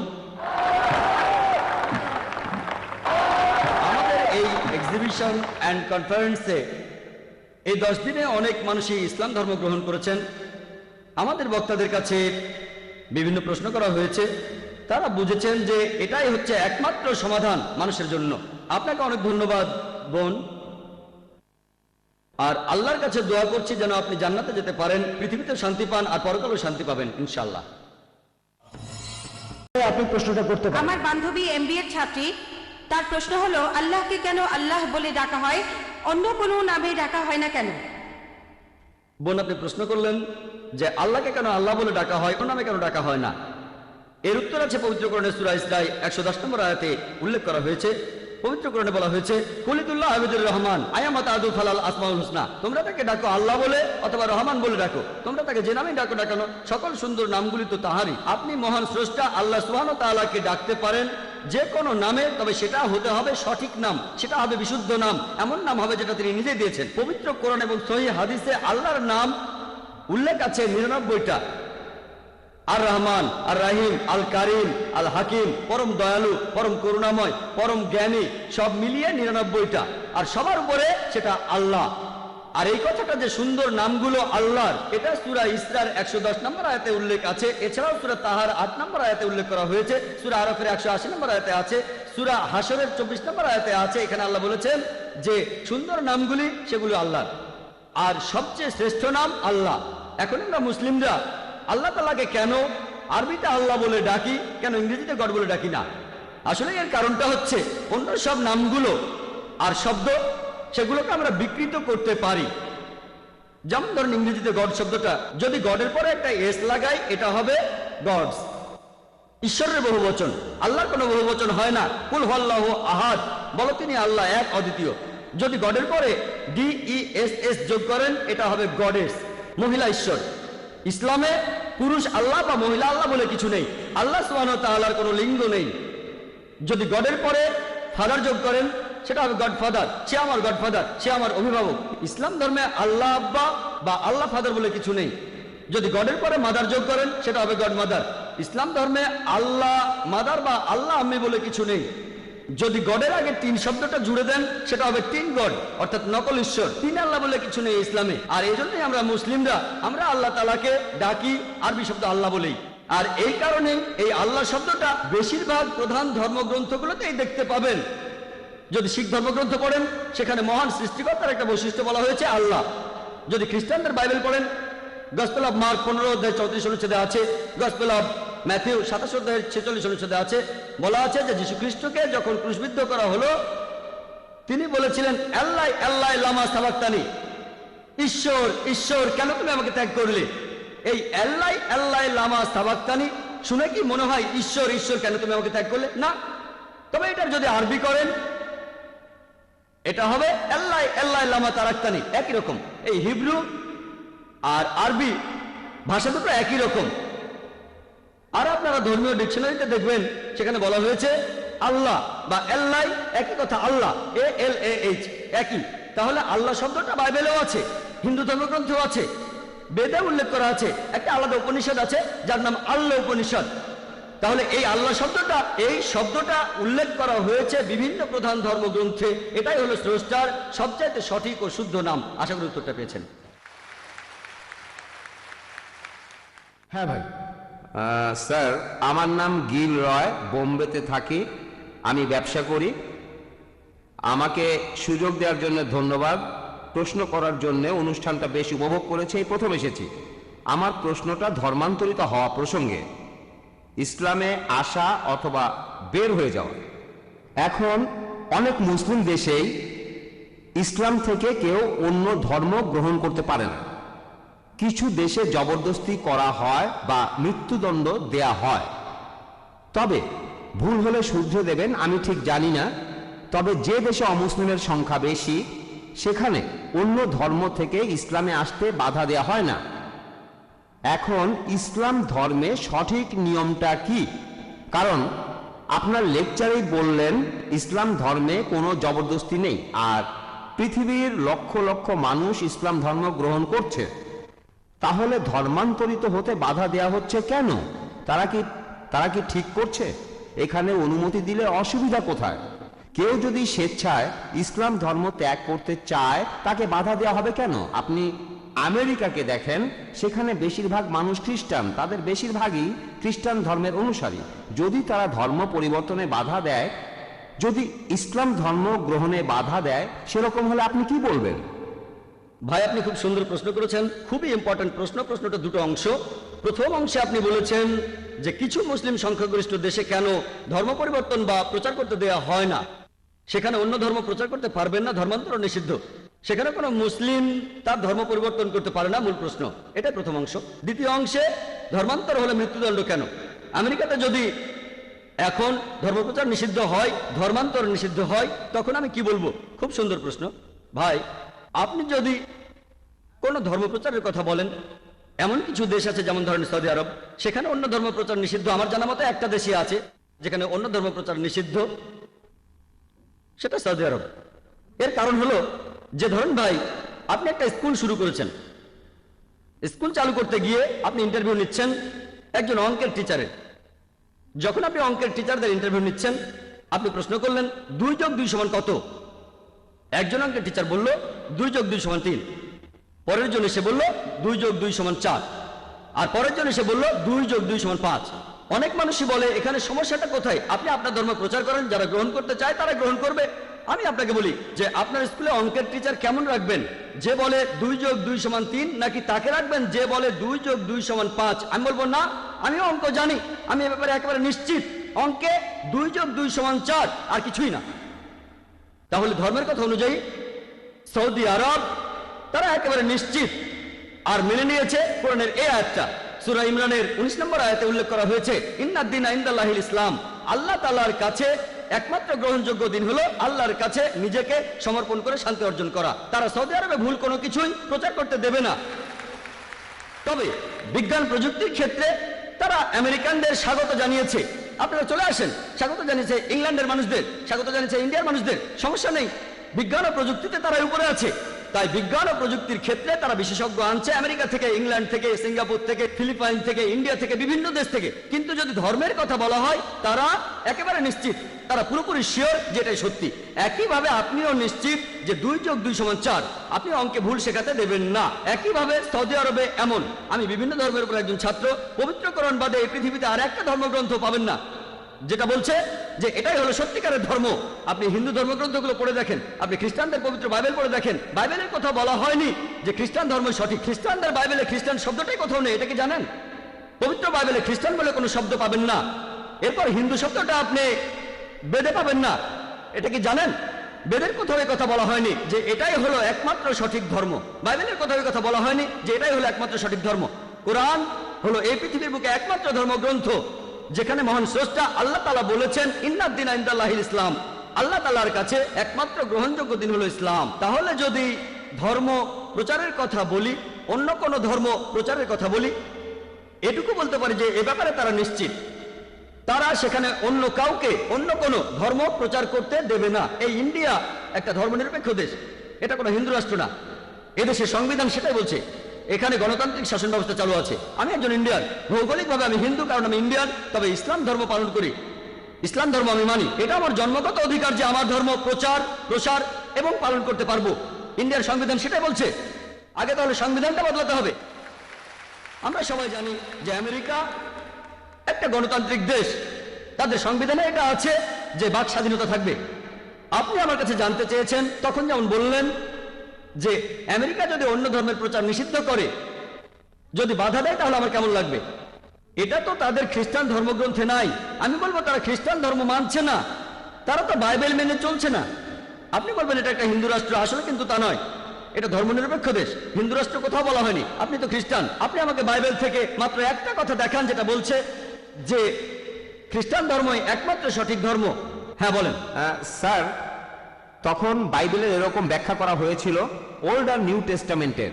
তখনকার দিনের খ্রিস্টান বিশেষজ্ঞরা বাইবেলের ব্যাখ্যা করেছিল যে বাইবেল বলছে কেউ যদি খ্রিস্টান ধর্ম ত্যাগ করতে চায় তাকে তখন মৃত্যুদণ্ড দেওয়া হবে। অনেক আগে স্পেনে খ্রিস্টানরা এমনটা করেছিল, সেটা প্রায় 500 বছর আগে। তবে এখন মানুষ অনেক উন্নত হয়েছে। আমি এমন কোনো খ্রিস্টান সংখ্যাগুরু দেশের কথা জানি না যারা এটাতে বাধা দেয়। আমি ধর্ম প্রচারের কথা বলছি না, প্রচার করার কথা বলছি না, ব্যক্তিগত স্বাধীনতার কথা বলছি। ধরেন একজন মুসলিম কোন একটা মুসলিম দেশে যদি ধর্মত্যাগ করতে চায়। ভাই এটা তো আপনার প্রশ্নের দ্বিতীয় অংশ, এজন্যই বলছি আগে উত্তরটা শেষ করতে দেন। আপনি কি করছেন? আমি তো শুরুতেই বলেছি, আমি প্রথমেই তো আপনার প্রশ্নটা বলে নিয়েছিলাম। প্রশ্নটার দুটো অংশ আছে, প্রথম অংশের উত্তর দিয়েছি আর আপনি শুরু করলেন। যখন আপনি হাত উপরে তুললেন তখন আমি কি বুঝি? আপনি আমার উত্তরটা তো মনোযোগ দিচ্ছেন না। ঠিক, আমরা আপনাকে প্রশ্ন করার সুযোগ দিয়েছি, আমাকে উত্তর দেওয়ার সুযোগটা দেন। ঠিক আছে, আমি তো বলেছিলাম আপনার প্রশ্নের দুটো অংশ আছে, আর আমার উত্তর শেষ করার আগে আমি যদি কথা বলে যাই অন্য সবাই বুঝবে, আপনি বুঝবেন না। আমি তো চাই আপনিও সেটা বোঝেন। আমি তো চাই আপনি যেন শান্তি ধর্ম গ্রহণ করেন। ঠিক আছে ভাই, এবারে প্রশ্নের দ্বিতীয় অংশে আসি। যদি কেউ অন্য ধর্মে যেতে চায়, যদি কেউ ইসলাম ধর্ম ত্যাগ করতে চায়, পবিত্র কোরআনে স্পষ্ট করে সূরা বাকারা 256 নম্বর আয়াতে বলা হয়েছে লা ইকরাহা ফিদ্দিন, দিন সম্পর্কে কোনো জবরদস্তি নেই। সত্য স্পষ্ট হচ্ছে মিথ্যা থেকে। তাহলে কোনো মানুষ যদি ইসলাম থেকে অন্য কোনো ধর্মে যেতে চায়, ভালো, কিয়ামতের দিন সে ক্ষতিগ্রস্তদের দলে থাকবে। আর মৃত্যুদণ্ডের কথা যদি বলেন, যদি সেই লোক ধর্মান্তরের পরে যদি তার নতুন ধর্ম প্রচার করতে থাকে আর ইসলামের বিরুদ্ধে কথা বলে, তাহলে তাকে মৃত্যুদণ্ড দেওয়া হবে। আর এই একই রকম আইন, প্রায় একই রকম আইন সব দেশেই দেখবেন, ইন্ডিয়াতেও দেখবেন। এখানে দেশের বিরুদ্ধে কথা বলতে পারবেন না। ইন্ডিয়াতে ধরেন কোনো একজন লোক সে দেশের গোপন তথ্য বিক্রি করলো কোনো শত্রুর কাছে, ঠিক আছে, তার তথ্যগুলো সত্যিও হতে পারে, হয়তো কোনো ব্লুপ্রিন্ট। কিছু দেশ মৃত্যুদণ্ড দেবে, অন্যরা দেবে যাবজ্জীবন কারাদণ্ড, যদিও সে সত্যি কথা বলেছে। নিজস্ব আইন প্রত্যেক দেশেরই আছে। তাহলে ইসলামে যদি কোনো মুসলিম ইসলাম ধর্ম ত্যাগ করে অন্য কোনো ধর্ম গ্রহণ করে, তারপর সেটা প্রচার করে, ধর্মটা প্রচার করে, ইসলামের বিরুদ্ধে কথা বলে, যদি সেটা কোনো ইসলামিক দেশ হয়, যদি ইন্ডিয়ায় কেউ এমনটা করে, কেউ তাকে মৃত্যুদণ্ড দিতে পারবে না। যদি সে এমন দেশে থাকে যারা ইসলামিক শরিয়া মেনে চলে, এখানে সে কি করছে? বিশৃঙ্খলা সৃষ্টি করছে। সে তাহলে সেই দেশে অশান্তি সৃষ্টি করছে। এমন অবস্থা হলে মৃত্যুদণ্ড দেওয়া হবে। সব মুসলিম দেশ কিন্তু ইসলামিক শরিয়া মেনে চলে না, এ কথাটা জেনে রাখেন। হাতে কোনো কয়েকটা দেশ কেউ এই আইনগুলো মানে, কেউ ওই আইনগুলো মানে। আমি এমন দেশের কথা জানি না যারা 100% ইসলামিক শরিয়া প্রয়োগ করে, আমি জানি না, এমন দেশের কথা জানি না। তাহলে আপনার এই কথা বুঝতে হবে যে মুসলিম দেশে ইসলামিক শরিয়া প্রচলিত আছে, আর তেমন দেশে যদি এরকম কোনো ঘটনা ঘটে, যেমন ইন্ডিয়ায় কেউ যদি দেশের গোপন তথ্য বেচে দেয়, তাকে কারাদণ্ড দেওয়া হবে। কত বছরের আমি জানি না, মৃত্যুদণ্ডও হতে পারে। আমেরিকার ক্ষেত্রে একই ঘটনা। সেই একইভাবে এই মুসলিম দেশের আইন হলো এটা, সে দেশে ইসলামিক আইনে শাসন কাজ চালানো হয়। তাহলে আশা করি উত্তরটা পেয়েছেন। পরের প্রশ্ন। গুড ইভিনিং স্যার, আমার নাম সুভাষ কামরে, আমি কেমিস্ট্রি ডিপার্টমেন্টের লেকচারার, থানা কলেজের।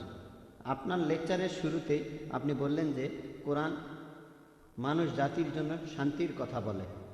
আর আমার প্রশ্নটা হলো, ইসলাম যদি শান্তির কথা বলে, তাহলে পৃথিবীর বিভিন্ন দেশের তরুণ সব মুসলিমরা তারা কেন সন্ত্রাসবাদের দিকে ঝুঁকে পড়েছে? এসব করেছে জিহাদের নামে। এই জিহাদ বিষয়টা আসলে কি? ধন্যবাদ স্যার। ভাই একটা সুন্দর প্রশ্ন করেছেন যে ইসলাম আর কোরআন যদি শান্তির কথা বলে মানুষের জন্য, তাহলে বিভিন্ন দেশে কেন তরুণ মুসলিমরা আর বিভিন্ন বয়সের মুসলিমরা তারা যুদ্ধ করছে আর জিহাদের কথা বলছে? এই জিহাদ কথার অর্থ কি? এই জিহাদ শব্দটার অর্থ যদি জানতে চান, জিহাদ এসেছে আরবি শব্দ জাহাদা থেকে, যার অর্থ চেষ্টা করা, এর অর্থ সংগ্রাম করা। তাহলে জিহাদ শব্দটার অর্থ চেষ্টা আর সংগ্রাম করা। জিহাদের অর্থ পবিত্র যুদ্ধ না। পবিত্র যুদ্ধ এটার আরবি শব্দ হচ্ছে হারবুম মুকাদ্দাসা। পবিত্র কোরআনের কোন জায়গায় হারবুম মুকাদ্দাসা লেখা নেই, সহিহ হাদিসও পাবেন না। এটা একটা ভুল অনুবাদ যেটা করেছে মিডিয়া, পশ্চিমা বিশেষজ্ঞরা। পবিত্র যুদ্ধ শব্দটা নেই। জিহাদের অর্থ পবিত্র যুদ্ধ না, জিহাদ অর্থ চেষ্টা আর সংগ্রাম করা। এরপরে ইসলামিক পরিভাষায় এর অর্থ চেষ্টা আর সংগ্রাম করা মানুষ জাতির উন্নতির জন্য। এর অর্থ চেষ্টা আর সংগ্রাম করা পৃথিবীর মানুষের শান্তির জন্য। আরেকটা অর্থ আত্মরক্ষার জন্য যুদ্ধক্ষেত্রে চেষ্টা আর সংগ্রাম করা। আরেকটা অর্থ অত্যাচারের বিরুদ্ধে চেষ্টা আর সংগ্রাম করা। জিহাদের অর্থ চেষ্টা আর সংগ্রাম করা। এবারে আপনার প্রশ্নটাতে আসি যে তাহলে এইসব তরুণ মুসলিমরা পৃথিবীর বিভিন্ন দেশে তারা যুদ্ধ করছে। এক নম্বর পয়েন্ট, এমন সম্ভাবনা আছে, আর কথাটা সত্যি, যে কিছু মুসলিম আছে যারা আসলে বিপদগামী, তারা বিপদে চলে গেছে। তারা বলে যে ইসলামের যুদ্ধের অনুমতি আছে, প্রসঙ্গ ছাড়াই উদ্ধৃতি দেয়, তবে এদের সংখ্যা খুবই কম। আমার মতে প্রধান কারণটা হলো মিডিয়া আমাদের এভাবে দেখাচ্ছে। যেমন ইন্ডিয়ায় খবরের কাগজগুলোতে আমরা প্রায় দেখি যে কাশ্মীরের মুসলিম সন্ত্রাসীরা অনেক মানুষ মেরেছে, হেডলাইন প্রত্যেক দিনই দেখবেন। আমি কাশ্মীরে প্রথম গিয়েছিলাম 2003 সালে। তখন ভাবছিলাম আমি যাব কি যাব না, যাব কি যাব না। ওখানে অনেক গোলযোগ। প্রথমবারের মতো কাশ্মীরে 14 বছর পরে কাশ্মীরের সরকার কোনো পাবলিক লেকচারের অনুমতি দিল। সেই লেকচারে অনেক মানুষ ছিল, প্রায় 1 লক্ষ মানুষ। সেখানে পোলো গ্রাউন্ডে, সেটা ছিল শ্রীনগরে। আর যখন সেখানে গেলাম দেখলাম চারপাশে বন্দুক নিয়ে দেহরক্ষী। ভাবলাম এটা আবার কি, তবে সেখানে কোনো সমস্যা হয়নি। পরের বছরে আসামে গেলাম, যখন এয়ারপোর্টে নামলাম বন্দুক হাতে 4 দেহরক্ষী আসলো। বললাম এটা আবার কি, অবস্থা ভালো না, এই আসামে কেন, কি হয়েছে? সেখানে দেহরক্ষী না থাকলে আজ আমি এখানে থাকতাম না। কিন্তু খবরের কাগজে আমরা কি দেখি যে আসামে হত্যা আর অরাজকতা চলছে? কাশ্মীরের চাইতে আসামে অনেক বেশি মানুষ মারা গেছে। এলটিটি এর ব্যাপারে কে বলে? এলটিটি চেনেন? তামিল, তাদের বলা হয় তামিল টাইগার্স, হিন্দু সন্ত্রাসী বলা হয় না কেন? যখন কাশ্মীরি মুসলিমরা করে তখন তারা বলে মুসলিম সন্ত্রাসী, যখন আসামের হিন্দুরা করে তাহলে সেটা স্থানীয় সমস্যা, যদি এলটিটি করে স্থানীয় সমস্যা। ইন্ডিয়ার অবস্থা সম্পর্কে জানেন এমন কাউকে জিজ্ঞেস করেন, সে আপনাকে বলবে বেশিরভাগ হত্যা সেটা করেছে মাওয়িস্টরা। এদের কথা কাগজে কতবার দেখি আমরা, এদের খবরটা হয়তো আসবে ছোট করে যে এতজন লোক আসামে মারা গেছে, ছোট করে। মুসলিমরা যদি করে হেডলাইন। কেন? সব জায়গাতে কিছু কুলাঙ্গার থাকে। একবার একজন আমাকে বলেছিল কাশ্মীরের ব্যাপারটা এটা আসলে আমাদের দেশের জন্য সমস্যা। আসাম কি দেশের জন্য সমস্যা না? শুধুমাত্র কাশ্মীর কি দেশের জন্য সমস্যা? দুই জায়গাতেই স্বাধীনতার যুদ্ধ চলছে আর নিরীহ কাশ্মীরিরা নাজেহাল হচ্ছে, সব জায়গায় তারা অপদস্থ হচ্ছে। যদি আফগানিস্তানে যান সেখানে আপনি কি দেখবেন? আমেরিকানরা সেখানে গেল আর তাদের বলল সন্ত্রাসী। তারপর আপনি দেখেন প্যালেস্টাইন, ইহুদিরা, হিটলার তাদের বের করে দিয়েছিল, জার্মানি থেকে তাড়িয়ে দিল। প্যালেস্টাইনিরা, আরব জ্ঞাতি ভাইরা, তারা বলল আহলান আহলান, আমাদের ঘরে আপনাদের স্বাগতম। চিন্তা করেন, একজন লোকের ঘর নেই, মাথায় ছাদ নেই, আপনি তাকে আপনার ঘরে নিয়ে আসলেন, কয়েকদিন পরে সে আপনাকে তাড়িয়ে দিল, আপনি দরজায় দাঁড়িয়ে বলতে লাগলেন ও আমার ঘর কেড়ে নিয়েছে, আমার ঘর ফিরিয়ে দাও, তখন আপনি সন্ত্রাসী। এটা কি? দেখতেই পাচ্ছেন, এই হলো মিডিয়া, এটা মিডিয়া। তাহলে দেখবেন বসনিয়াতে কি হয়েছিল, মুসলিমদের হত্যা করা হলো, আমি আপনার সঙ্গে একমত, মুসলিমরাও সেখানে যুদ্ধ করেছিল, কিন্তু তাদের উপর অবিচার হয়েছে, মানবতা বলে কিছু নেই। প্যালেস্টাইনের ঘটনার কি উত্তর দেবেন? অথবা ধরেন ইরাক, তাদের নাকি রাসায়নিক অস্ত্র আছে। আমি সাদ্দাম হোসেনের পক্ষে বলছি না, আমি তাকে ভালো মুসলিম মনে করি না, তবে সাদ্দামের সময় ইরাকে কিছু সমস্যা ছিল, আমেরিকানরা আসার পরে সেগুলো অনেক গুণ বেড়ে গেছে। ঠিক সেই রাসায়নিক অস্ত্র কোথায় গেল? যেহেতু জর্জ বুশ বলেছে যাও আক্রমণ করো, তাই আক্রমণ। যে লোকটা সবচেয়ে বেশি মানুষের মৃত্যুর জন্য দায়ী সে হলো জর্জ বুশ, 1 নম্বর সন্ত্রাসী হলো জর্জ বুশ।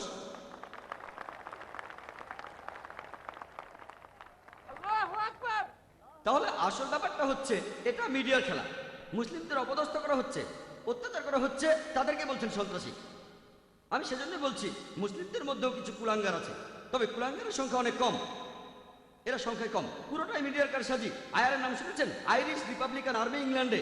এটা আসলে ক্যাথলিক আর প্রটেস্ট্যান্টদের ভেতরে লড়াই, তাদের কেউ ক্যাথলিক সন্ত্রাসী বলে না। কেন? 100 বছরেরও বেশি। তবে ইংল্যান্ডের প্রধানমন্ত্রী টনি ব্লেয়ার মুসলিম সন্ত্রাসীদেরকে বেশি ভয় পাচ্ছেন। আইআরএ নিয়ে অত চিন্তা নেই, যারা এখন পর্যন্ত অনেক মানুষ মেরেছে, অনেক বোমা ফাটিয়েছে, কিন্তু এরা দরজা বন্ধ করে মিটিং করে যে কিভাবে মুসলিম সন্ত্রাসীদের থামাবো। ব্যাপারটা খুবই কমন। কোনো পলিটিশিয়ান ভোটের দরকার হলেই নতুন প্রধানমন্ত্রী আসলেন আর তখনই ঘটল গ্লাসগো বোম্বিং। সাবিল আহমেদকে চেনেন? সাবিল আহমেদের নাম শুনেছেন? খুব ভালো, আমি নাম শুনেছি, কখনো দেখিনি। ইন্ডিয়ার পেপারে এসেছিল এই সাবিল আহমেদকে। সাবিল আহমেদ হলো ডক্টর জাকির নায়েকের ভক্ত, আর ব্যাঙ্গালোরে ডক্টর জাকিরের লেকচারের অর্গানাইজার ছিল।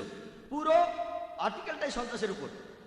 তারপরে সাবিল আহমেদের নাম, তারপরে জাকির নায়েকের কথা। কেন? কারণ জাকির নায়েক জনপ্রিয়, আর্টিকেলটার গুরুত্ব বেড়ে যাবে। তারপর সেখানে লেখা আছে যদিও ডক্টর জাকির নায়েক পুরোপুরিভাবে সন্ত্রাসের বিরুদ্ধে, এই আর্টিকেলে আমার নামটা জুড়ে দিল। আপনারা কি লাল মসজিদের ঘটনা জানেন? পাকিস্তানে সেখানে জাকির নায়েকের সিডি পাওয়া গেছে।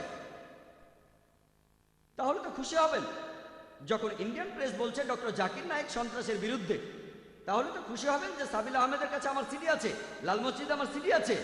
আমি যদি সন্ত্রাসের বিরুদ্ধে থাকি তাহলে এটাও ভাবেন যে হাজার হাজার মুসলিম সন্ত্রাসী কাজ করছে, তারা যেহেতু আমার ভক্ত তারা এগুলো বাদ দেবে।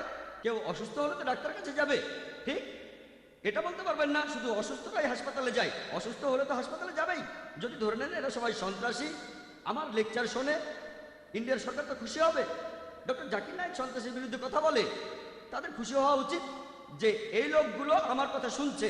আমি হয়তো সবাইকে বোঝাতে পারবো না, তবে কিছু লোককে তো বোঝাতে পারছি। কিন্তু সেই আর্টিকেলে আমার নামটা লেখে গুরুত্ব পাওয়ার জন্য। আসলে ব্যাপারটা কি, যদি ইসলামের বিরুদ্ধে লেখেন আপনার আর্টিকেলটা, তাহলে চোখে পড়ার সম্ভাবনা বেশি। এটা খুবই কমন। খুশবন্ত সিংয়ের একই অবস্থা। খুশবন্ত সিংকে চেনেন? এখন তার বয়স 94। তিনি আমার বিরুদ্ধে বিভিন্ন আর্টিকেল লিখেছেন। কয়েক সপ্তাহ আগে এই নভেম্বরে আমার বিরুদ্ধে লিখেছিলেন। তিনি বলেছেন, প্রথম আর্টিকেলে তিনি লিখেছেন যে আমি ডক্টর জাকির নায়েকের প্রোগ্রাম প্রতিদিন মনোযোগ দিয়ে দেখি। তিনি আমার প্রশংসা করলেন, আমার স্মরণশক্তির কথা বললেন, তারপরে তার নিজের স্টাইলে সমালোচনা করলেন। এরপর আর্টিকেলটা লিখলেন যে দিল্লিতে একটা বইমেলা হয়েছিল, সবচেয়ে বেশি বিক্রি হয়েছে ডক্টর জাকির নায়েকের বই, যেখানে অমুসলিমদের করা 20টা কমন প্রশ্নের উত্তর দেয়া আছে। এই লোকের স্মরণশক্তি অসাধারণ, ইত্যাদি ইত্যাদি। তবে আমি তার 4টা প্রশ্নের উত্তর দেব। তারপরে বললেন শূকরের মাংস, অ্যালকোহল, বহুবিবাহ আর পর্দা নিয়ে হিজাব। সেই আর্টিকেলটা পড়ে দেখেন, এখানে বিস্তারিত বলার মতো সময় নেই। শূকরের ব্যাপারে বলেছি এটা নির্লজ্জ প্রাণী, 70টার বেশি রোগ ছড়ায়, আর শূকর হলো যথেচ্ছ যৌনাচারের একটা প্রতীক। আমি বলেছিলাম শূকরের মাংস খেলে আপনার ব্যবহার শূকরের মতো হবে। এই শূকরের মাংস হচ্ছে যথেচ্ছ যৌনাচারের একটা প্রতীক। তিনি বললেন আমি এটা জানতাম না। তারপর বললেন যে পশ্চিমা দেশগুলোতে সবাই শূকরের মাংস খায়, সেখানে তো কাউকে অসুস্থ হতে দেখি না। দেখেন, ডাক্তাররা আমাদের বলে পতিতালয়ে গেলে এইডস হতে পারে, তবে পতিতালয়ে যারা যায় তাদের সবার এইডস হয় না, পার্সেন্টেজটা খুবই কম, খুব কম মানুষেরই সেটা হয়। একইভাবে শূকরের মাংস যারা খায় তাদের সবার এই রোগগুলো হয় না। তবে এখন আমেরিকানদের অর্ধেকেরও বেশি মানুষ হাইপার টেনশনে ভুগছে। এর একটা কারণ শূকরের মাংস খাওয়া। তারপরে অ্যালকোহল নিয়ে বলেছেন, ডক্টর জাকির নায়েক বলেছেন অ্যালকোহল খেয়ে এই রোগগুলো হতে পারে। তিনি বললেন যে কোরআন অ্যালকোহলের বিরুদ্ধে না, কোরআন আসলে মাতাল হওয়ার বিরুদ্ধে। এখন তিনি কোরআনের ব্যাখ্যা করছেন। এই হলো মিডিয়া। তিনি লিখলেন আমার বয়স এখন 94 বছর, আমার জীবনে প্রত্যেক দিনই আমি মদ খেয়েছি, আমি কখনোই মাতাল হইনি, কখনো অসুস্থও হইনি, আর আমি কখনোই কোনো মানুষকে আহত করিনি। এখন ওনার এই কথাগুলো, 94 বছর বয়স, জীবনে কখনো মাতাল হননি। আমি এমন অনেকের কথা জানি যারা আমাকে বলেছে যে মদ খেয়ে অনেকবারই আমরা মাতাল হয়েছি, জীবনে কখনো অসুস্থ হননি। হয়তো ভুলে গেছেন 94 বছর বয়স, কখনো কাউকে আহত করেননি, আহত করেছেন আমাকে। তাহলে বুঝতে পারছেন, আপনি যদি ইসলামের বিরুদ্ধে আর্টিকেল লেখেন, বিখ্যাত কারো বিরুদ্ধে লেখেন, আর্টিকেলটা গুরুত্ব পাবে, লোকজন খবরটা পড়বে। একইভাবে এটাও দেখেন, পৃথিবী জুড়ে মুসলিমদের ইমেজ হলো তারা সন্ত্রাসী। কেউ কেউ হয়তো স্বাধীনতা যুদ্ধ করছে। চিন্তা করেন, যদি আপনাকে বলি ব্রিটিশ সরকার বলেছে ভগৎ সিং সন্ত্রাসী, ভগৎ সিং কি সন্ত্রাসী? সন্ত্রাসী নাকি সন্ত্রাসী না? Yes sir. ভগৎ সিং কি সন্ত্রাসী ছিলেন? কাজটা সন্ত্রাসীর মতো ছিল। কিন্তু আপনার মতে কি সন্ত্রাসী? না। আমার মতেও তিনি সন্ত্রাসী ছিলেন না। যেহেতু ব্রিটিশ সরকার বলেছে ভগৎ সিং একজন সন্ত্রাসী, তার মানে এই না যে সে কথাটা আমাদের মেনে নিতে হবে। আমাদেরকে বুঝতে হবে যে এটা আসলে মিডিয়ার একটা কারসাজি। সেজন্য আজকের লেকচারের টপিকটা সেরকম ছিল, যেন শান্তিতে থাকতে পারি। আশা করি উত্তরটা পেয়েছি। ধন্যবাদ স্যার।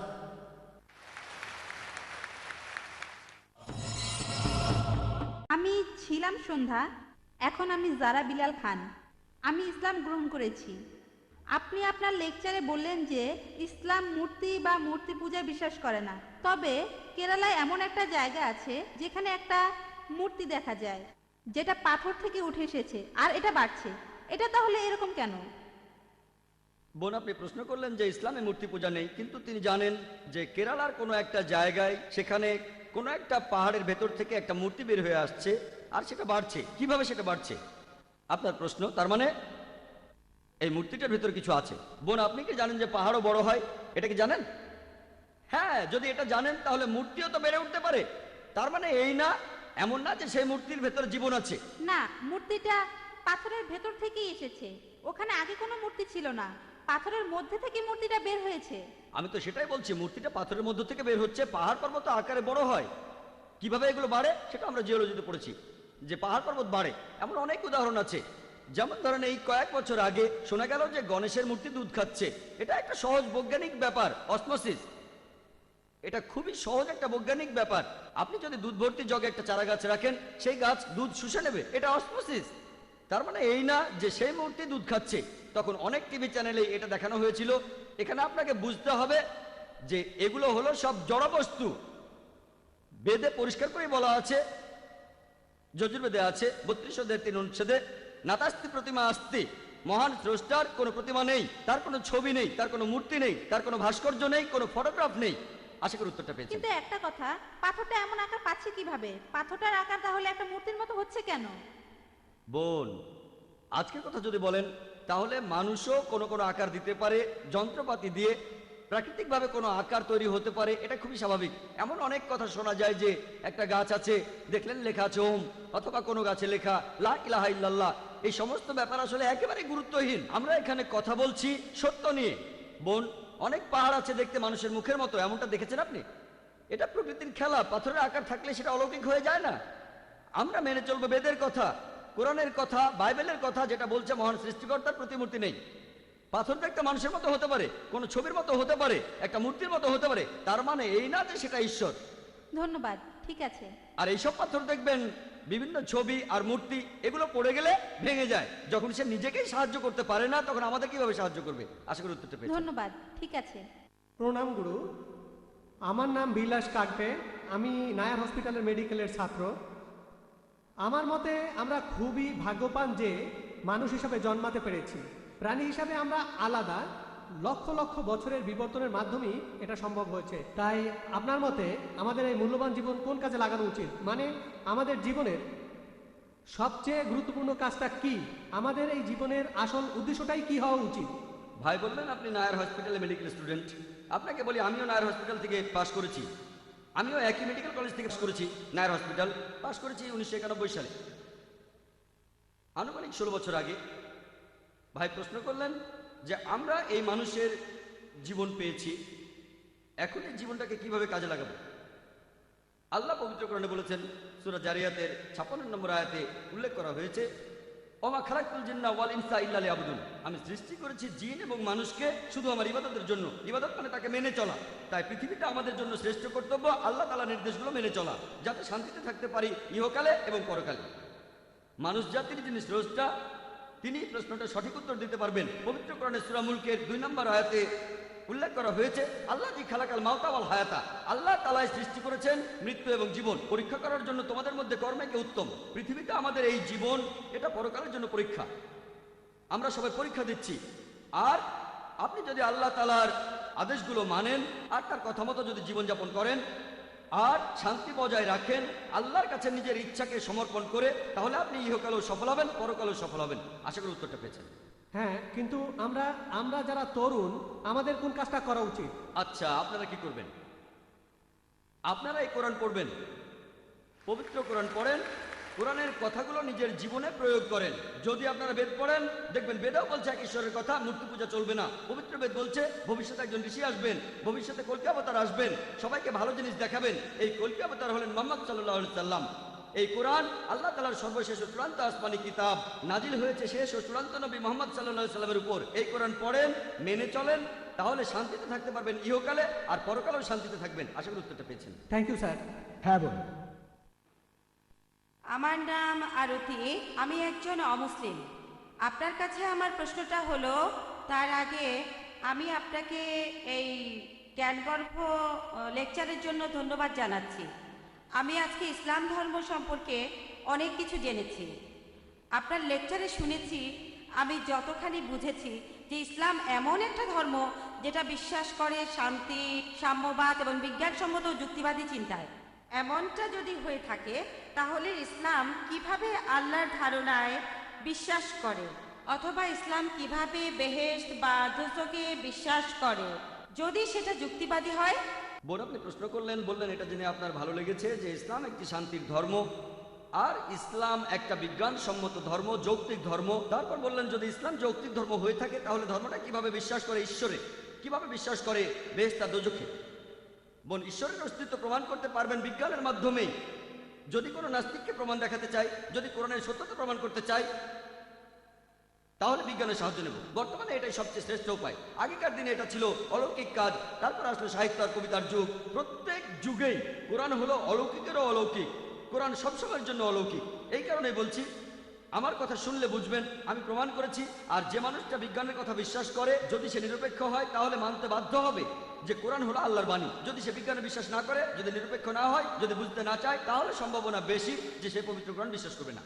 সেজন্য আমি বলেছি যে আজকে বিজ্ঞান ঈশ্বরকে বাতিল করছে না, ঈশ্বরের কিছু ধারণাকে বাতিল করছে। আপনি যদি বিজ্ঞানের কথা বলেন, ঈশ্বরের কথা যদি বলেন, বেশিরভাগ বিজ্ঞানী ঈশ্বরের অস্তিত্বে বিশ্বাস করে। এখন আগেকার দিনে ফ্রান্সিস বেকনের কথা অনুযায়ী তিনি বলেছেন যে বিজ্ঞান সম্পর্কে অল্প জ্ঞান থাকলে আপনি হবেন নাস্তিক, তবে বিজ্ঞান সম্পর্কে অনেক জানলে আপনি ঈশ্বরে বিশ্বাস করবেন। এরপরে বেহেশত আর দোজখ নিয়ে আপনার প্রশ্নের উত্তর দেই। আপনি কোরআন পড়লে দেখবেন কোরআনের বিজ্ঞান সম্পর্কে যা কিছু বলা হয়েছে, আনুমানিকভাবে বলতে পারেন যে বিজ্ঞান সম্পর্কে এসব কথার 80% একেবারে 100% সঠিক হয়েছে। বিশ্বজগৎ কিভাবে সৃষ্টি হলো, পৃথিবীর আকার কেমন, চাঁদের আলোর কথা, তারপর সূর্য তার নিজের চারপাশে ঘুরে, পানিচক্র, ভূগোল, বোটানি ইত্যাদি। বিজ্ঞান সম্পর্কে কোরআনের এসব কথার 80% একেবারে 100% সঠিক প্রমাণিত হয়েছে। কোরআনের বাকি 20% সেটা এখনো প্রমাণিত হয়নি, সঠিকও না ভুলও না। আমার যুক্তি বলে যখন 80% একেবারে পুরোপুরি সঠিক আর বাকি 20% সঠিকও না ভুলও না, এই 20%-এর 0.1%ও ভুল বলে প্রমাণিত হয়নি, আমার যুক্তি বলে যে ইনশাল্লাহ আল্লাহর ইচ্ছায় বাকি 20% সঠিক হবে। তাহলে বেহেশত আর দোজখ, ফেরেশতা, জিন, বিজ্ঞান এখনো অতটা উন্নত হয়নি। বিজ্ঞান হয়তো এতটুকু উন্নত হয়েছে যে কোরআনের 80% বৈজ্ঞানিক কথাগুলো যাচাই করে দেখতে পারবে। আগামীকাল হয়তো 50 বছর পরে, 100 বছর পরে, 200 বছর পরে বিজ্ঞান তখন বেহেশত নিয়ে কথা বলবে, দোজখ নিয়ে কথা বলবে, জিন নিয়ে কথা বলবে। আমার বিচার বুদ্ধি বলে এটা কোনো অযৌক্তিক বিশ্বাস না, বিশ্বাসটা যুক্তিসঙ্গত। যখন 80% পুরোপুরি সঠিক বলে প্রমাণিত, বাকি 20%-এর 0.1%ও ভুল বলে প্রমাণিত হয়নি। কোনো বিজ্ঞানী বলতে পারবে না, বিজ্ঞান দিয়ে প্রমাণ করতে পারবে না দোজখ বলে কিছু নেই, বিজ্ঞান দিয়ে এটাও প্রমাণ করতে পারবে না যে বেহেশত বলে কিছু নেই। শুধু বলতে পারবে আমি জানি না, এটা থাকতেও পারে নাও থাকতে পারে, প্রমাণিত হয়নি। আমার যুক্তি বলে এই 20% এখনো ভুল বা সত্য প্রমাণিত হয়নি, বাকি 80% পুরোপুরি সঠিক। একজন বিজ্ঞান মানুষ হিসেবে, একজন যুক্তিবাদী মানুষ হিসেবে আমি বলবো যে ইনশাআল্লাহ আল্লাহর ইচ্ছায় বাকি 20% সঠিক হবে। সেজন্য আমি বিশ্বাস করি দোজখে, বিশ্বাস করি বেহেশতে, এছাড়াও আমি ফেরেশতা আর জিন বিশ্বাস করি। আশা করি উত্তরটা পেয়েছেন। আমার কিছু ব্যাপার পরিষ্কার করা প্রয়োজন, কিছু ব্যাপারে জানা দরকার। এই প্রশ্নটার সাথে প্রাসঙ্গিক। হ্যাঁ স্যার, আপনি এখন বললেন যে বিজ্ঞান ও আল্লাহর ধারণায় বিশ্বাস করে, ইসলামও সেটাই বিশ্বাস করে। সেখানে এসব ব্যাপার নিয়ে কি ব্যাখ্যা দেয়া হয়েছে আল্লাহ আর বেহেশত দোজখ সম্পর্কে? বোন, আপনি আমার পুরো লেকচার শুনেছেন? হ্যাঁ। আপনি কি আমার গত লেকচারটা শুনেছিলেন, is the Quran God's word? না স্যার, আজকেই প্রথম এসেছি। এখানে আমি 15 মিনিটে সেই কথাগুলো বলেছি যেটা আসলে 2 ঘন্টার লেকচার। আপনাকে অনুরোধ করব আপনি আমার ভিডিও ক্যাসেটটা জোগাড় করেন, is the Quran God's word. সেখানে প্রমাণ করেছি যে কোরআন আল্লাহর বাণী, নাস্তিকের সামনে ঈশ্বরের অস্তিত্ব সেখানে প্রমাণ করেছি। সেই কথাগুলো এখানে সংক্ষেপে বলেছি আমি। সেখানে আমি প্রমাণ করেছি যে ঈশ্বরের অস্তিত্ব আছে। যদি স্রষ্টা বলে কেউ না থাকতো তাহলে কোরআন কে লিখেছে? 1400 বছর আগে এই কোরআন কে লিখেছে? এই কোরআন, এই প্রশ্নটা আমারও, যে এই কোরআন কে লিখেছেন? কে লিখেছে? আমাদের স্রষ্টা লিখেছেন, ঈশ্বর লিখেছেন, মানুষ এটা লিখতে পারবে না। সরি, এই কথাটা ব্যাখ্যা করে বলেন। এই ব্যাখ্যাটা আমি 2 ঘন্টা ধরে দিয়েছি, আপনি ভিডিও ক্যাসেটটা দেখেন। আর 95 সালে এই টপিকের উপরে বোম্বেতে লেকচার দিয়েছিলাম। আমি ভলেন্টিয়ারদের অনুরোধ করব, মহিলা ভলেন্টিয়ারদের, উনাকে ওই ক্যাসেটটাও দেবেন যেখানে বোম্বেতে 95 সালে আমি এই লেকচারটা দিয়েছিলাম। লেকচারগুলো দেখেন, ইনশাল্লাহ এখানে বিস্তারিত পাবেন, এখানে ব্যাখ্যাগুলো পাবেন, ঈশ্বর আর ঈশ্বরের অস্তিত্বের প্রমাণ আর কোরআনের সত্যতার প্রমাণ। আশা করি উত্তরটা পেয়েছেন। এবারে প্রশ্ন মহিলাদের মধ্য থেকে। আসসালামু আলাইকুম জাকির ভাই, আমার নাম নীলম শেঠি, আমার জন্ম হিন্দু পরিবারে। আমি একদিন আজাদ ময়দানে হিন্দুইজম ও ইসলামের সাদৃশ্য নিয়ে আপনার লেকচারটা শুনেছিলাম। সেদিন থেকেই আমি ইসলাম পছন্দ করি। আজকে সবার সামনে আমি ইসলাম ধর্ম গ্রহণ করছি। লা ইলাহা ইল্লাল্লাহ মুহাম্মাদুর রাসূলুল্লাহ। আমিন।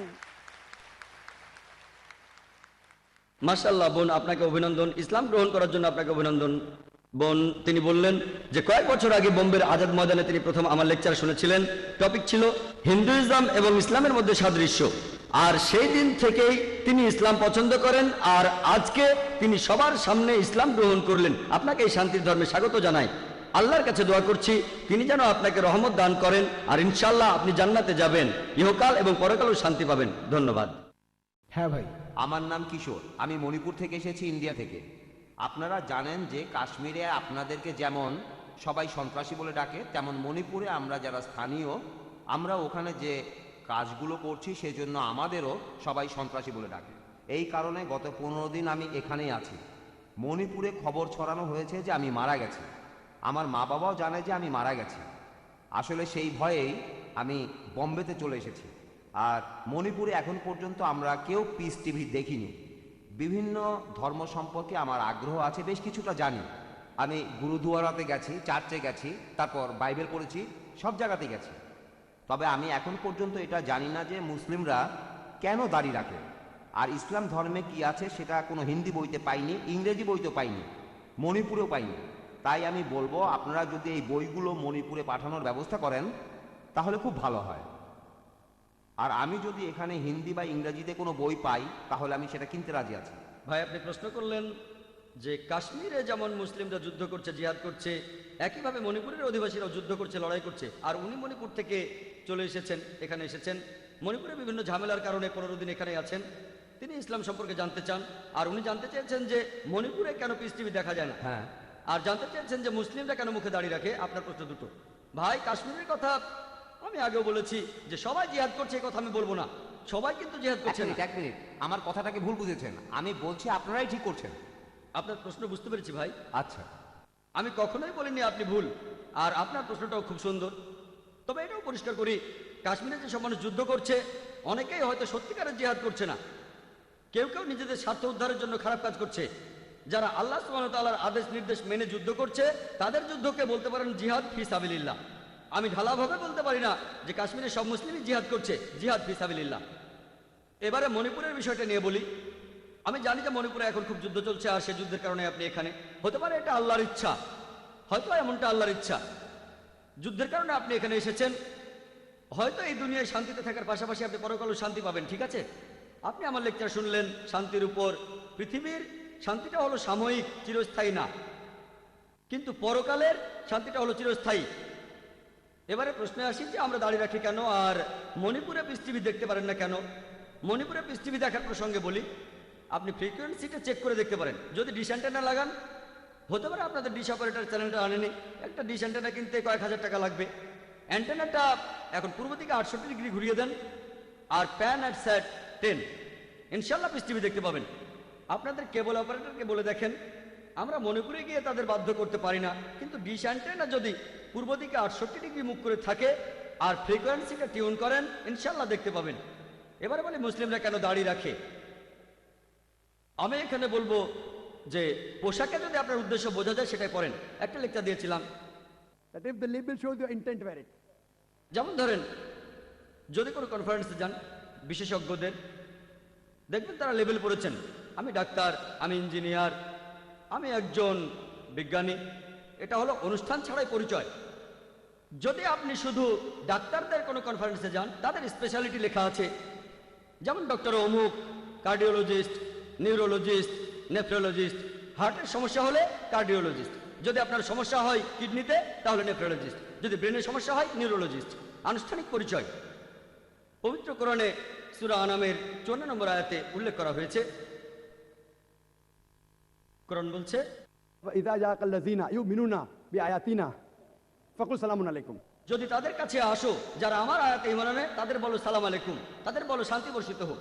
ইসলাম আমাদের বলে তোমরা বলো আসসালামু আলাইকুম, এটা শান্তির ধর্ম। কমপক্ষে প্রতিদিন প্রত্যেক মুসলিম অন্তত পক্ষে 5 বার সালাত আদায় করে। যখন সে দৈনিক 5 বার নামাজ পড়ে, যদি সে শুধুমাত্র ফরজ নামাজগুলো আদায় করে যেটা আবশ্যকীয়, 5 বার গুণ 2 নামাজ আদায় শেষ হলে বলি আসসালামু আলাইকুম ওয়া রাহমাতুল্লাহ, আসসালামু আলাইকুম ওয়া রাহমাতুল্লাহ। আমার ডান দিকে যত লোক আছে তাদের সবার উপর আল্লাহর শান্তি বর্ষিত হোক, আমার বাম দিকে যত লোক আছে তাদের সবার উপর আল্লাহর শান্তি বর্ষিত হোক। প্রত্যেক নামাজে 2 বার বলি, কমপক্ষে 5 বার নামাজ পড়ি, কমপক্ষে 10 বার সালাম জানাচ্ছি ডান দিকের সব মানুষদের, এর পাশাপাশি বাম দিকের সব মানুষদের। যদি সুন্নাতে মুআক্কাদাও পড়ি তাহলে আরো 10 বার। এভাবে অন্তত পক্ষে 20 বার আমি সালাম জানাচ্ছি আমার ডান দিকের মানুষদের আর বাম দিকের মানুষদের। যদি সাধারণ সুন্নত পড়ি তাহলে আরো বেশি হবে। যখনই আমি কোনো মুসলিমকে দেখি তাকে বলি আসসালামু আলাইকুম, আপনার উপর শান্তি বর্ষিত হোক। পবিত্র কোরআনে ওই কথা আছে, সূরা নিসার 86 নম্বর আয়াতে উল্লেখ করা হয়েছে, বলা হয়েছে যদি কেউ তোমাকে অভিবাদন করে, উত্তম অভিবাদন করে, তুমি আরো ভালোভাবে অভিবাদন করো অথবা তার সমান। কেউ যদি আমাকে বলে আসসালামু আলাইকুম, আমি তখন বলবো ওয়া আলাইকুম আসসালাম ওয়া রাহমাতুল্লাহ। কেউ আমাকে বললো শান্তি বর্ষিত হোক, আমি তখন বলবো শান্তি ও রহমত বর্ষিত হোক। কেউ যদি বলে আসসালামু আলাইকুম ওয়া রাহমাতুল্লাহ, আমি তখন বলবো ওয়া আলাইকুম আসসালাম ওয়া রাহমাতুল্লাহি ওয়া বারাকাতুহু, আরো ভালোভাবে দেব। যদি কেউ বলে আসসালামু আলাইকুম ওয়া রাহমাতুল্লাহি ওয়া বারাকাতুহু, আমি অন্ততপক্ষে একইভাবে বলবো ওয়া আলাইকুম আসসালাম ওয়া রাহমাতুল্লাহি ওয়া বারাকাতুহু। কেউ আমাকে বললো আসসালামু আলাইকুম, আমি বললাম ওয়া আলাইকুম আসসালাম। কথাগুলো একই, কিন্তু বললাম হৃদয়ের গভীর থেকে, এমনটা হলো ভালো। তাহলে আল্লাহ কোরআনে বলেছেন আরো ভালোভাবে অভিবাদন করো। এখন ধরুন ভ্রমণ করছি, মুসলিমদের সাথে দেখা হবে, এটা কিভাবে বুঝবো যে কোন লোকটা মুসলিম? এজন্য আমাদের লেভেল আছে দাড়ি, কিন্তু এখন মিডিয়াতে দেখবেন মুখে দাড়ি থাকলে আপনি সন্ত্রাসী। আচ্ছা না, কিন্তু ভাই আগে উত্তরটা শেষ করতে দেন, আমাকে উত্তরটা শেষ করতে দেন। যদি শিখরা দাড়ি রাখে আর পাগড়ি পরে তাহলে বলা হয় ঐতিহ্য মানছে, আর মুসলিমরা দাড়ি রাখলে বলা হয় সন্ত্রাসী। খ্রিস্টান নানদের দেখবেন তারা মাথা ঢেকে রাখে, তাদের বলা হয় ধার্মিক। আর মুসলিমরা মাথা ঢাকলে তাদের বলা হয় নিপীড়িত। মিডিয়া মিডিয়া মিডিয়া এই দাড়ি একটা মাছিরও ক্ষতি করতে পারবে না। আমার মাথার এই টুপি একটা মাছিরও ক্ষতি করতে পারবে না। কোরআন পড়লে দেখবেন কোরআনে কোথাও দাড়ি রাখার কথা বলা হয়নি। কোরআনে দাড়ি নিয়ে একটা আয়াতে আছে সূরা তাহার মধ্যে, এখানে 94 নম্বর আয়াতে বলা হয়েছে, সেখানে মুসা আলাইহিস সালাম তিনি তখন দাড়ি ধরেছিলেন, তার ভাই হারুনের, ইহুদিরা বলে হারুন তখন বললেন, হে আমার সহোদর, তুমি কেন আমার মুখে দাড়ি ধরেছো? শুধুমাত্র এই আয়াতটাতে দাড়ির কথা আছে। আমাদের প্রিয় নবীজি বলেছেন, সহিহ বুখারীতে আছে 7 নম্বর খণ্ডের 780 ও 781 নম্বর হাদিসে, আমাদের প্রিয় নবীজি বলেছেন, পৌত্তলিকরা যে কাজ করে তার বিপরীতটা করো। তোমাদের গোঁফ ছোট করে ছাটো আর দাড়ি রাখো। যেহেতু এটা নবীজির নির্দেশ, আর আল্লাহ কোরআনে বলেছেন আতিউল্লাহ ওয়া আতিউর রাসূল, আল্লাহ এবং তার রাসূলকে মান্য করো। নবীজি নির্দেশ দিয়েছেন, আমরাও মানব। আর এই দাড়ি থাকলে আমরা সহজে চিনতে পারি। অনেক লোক বিভিন্ন সময়, আমি যখন রাস্তায় হাঁটি, যখন বিদেশে যাই, তারা আমার টুপি আর দাড়ি দেখে আসসালামু আলাইকুম, আসসালামু আলাইকুম, ওয়ালাইকুম আসসালাম। এটা অনানুষ্ঠানিক পরিচয়। আমি শান্তি প্রচার করছি। আমাদের বুঝতে হবে যে এটা একটা অনানুষ্ঠানিক পরিচয়। আর একটা উদাহরণ দিই, একটা গাড়ি কিনলেন, আপনি যদি ডাক্তার হন, গাড়িতে ক্রস লাগানো থাকে কেন? এটা বোঝাতে যে গাড়ির মালিক একজন ডাক্তার। যদি আপনার ইমার্জেন্সি কাজ থাকে, আপনি গাড়ি থামাতে পারেন, তারপর সাহায্য চাইতে পারেন। সেখানে যদি কারো মুখে দাড়ি দেখেন আর মাথায় টুপি দেখেন, তাহলে বুঝবেন যে সে মুসলিম।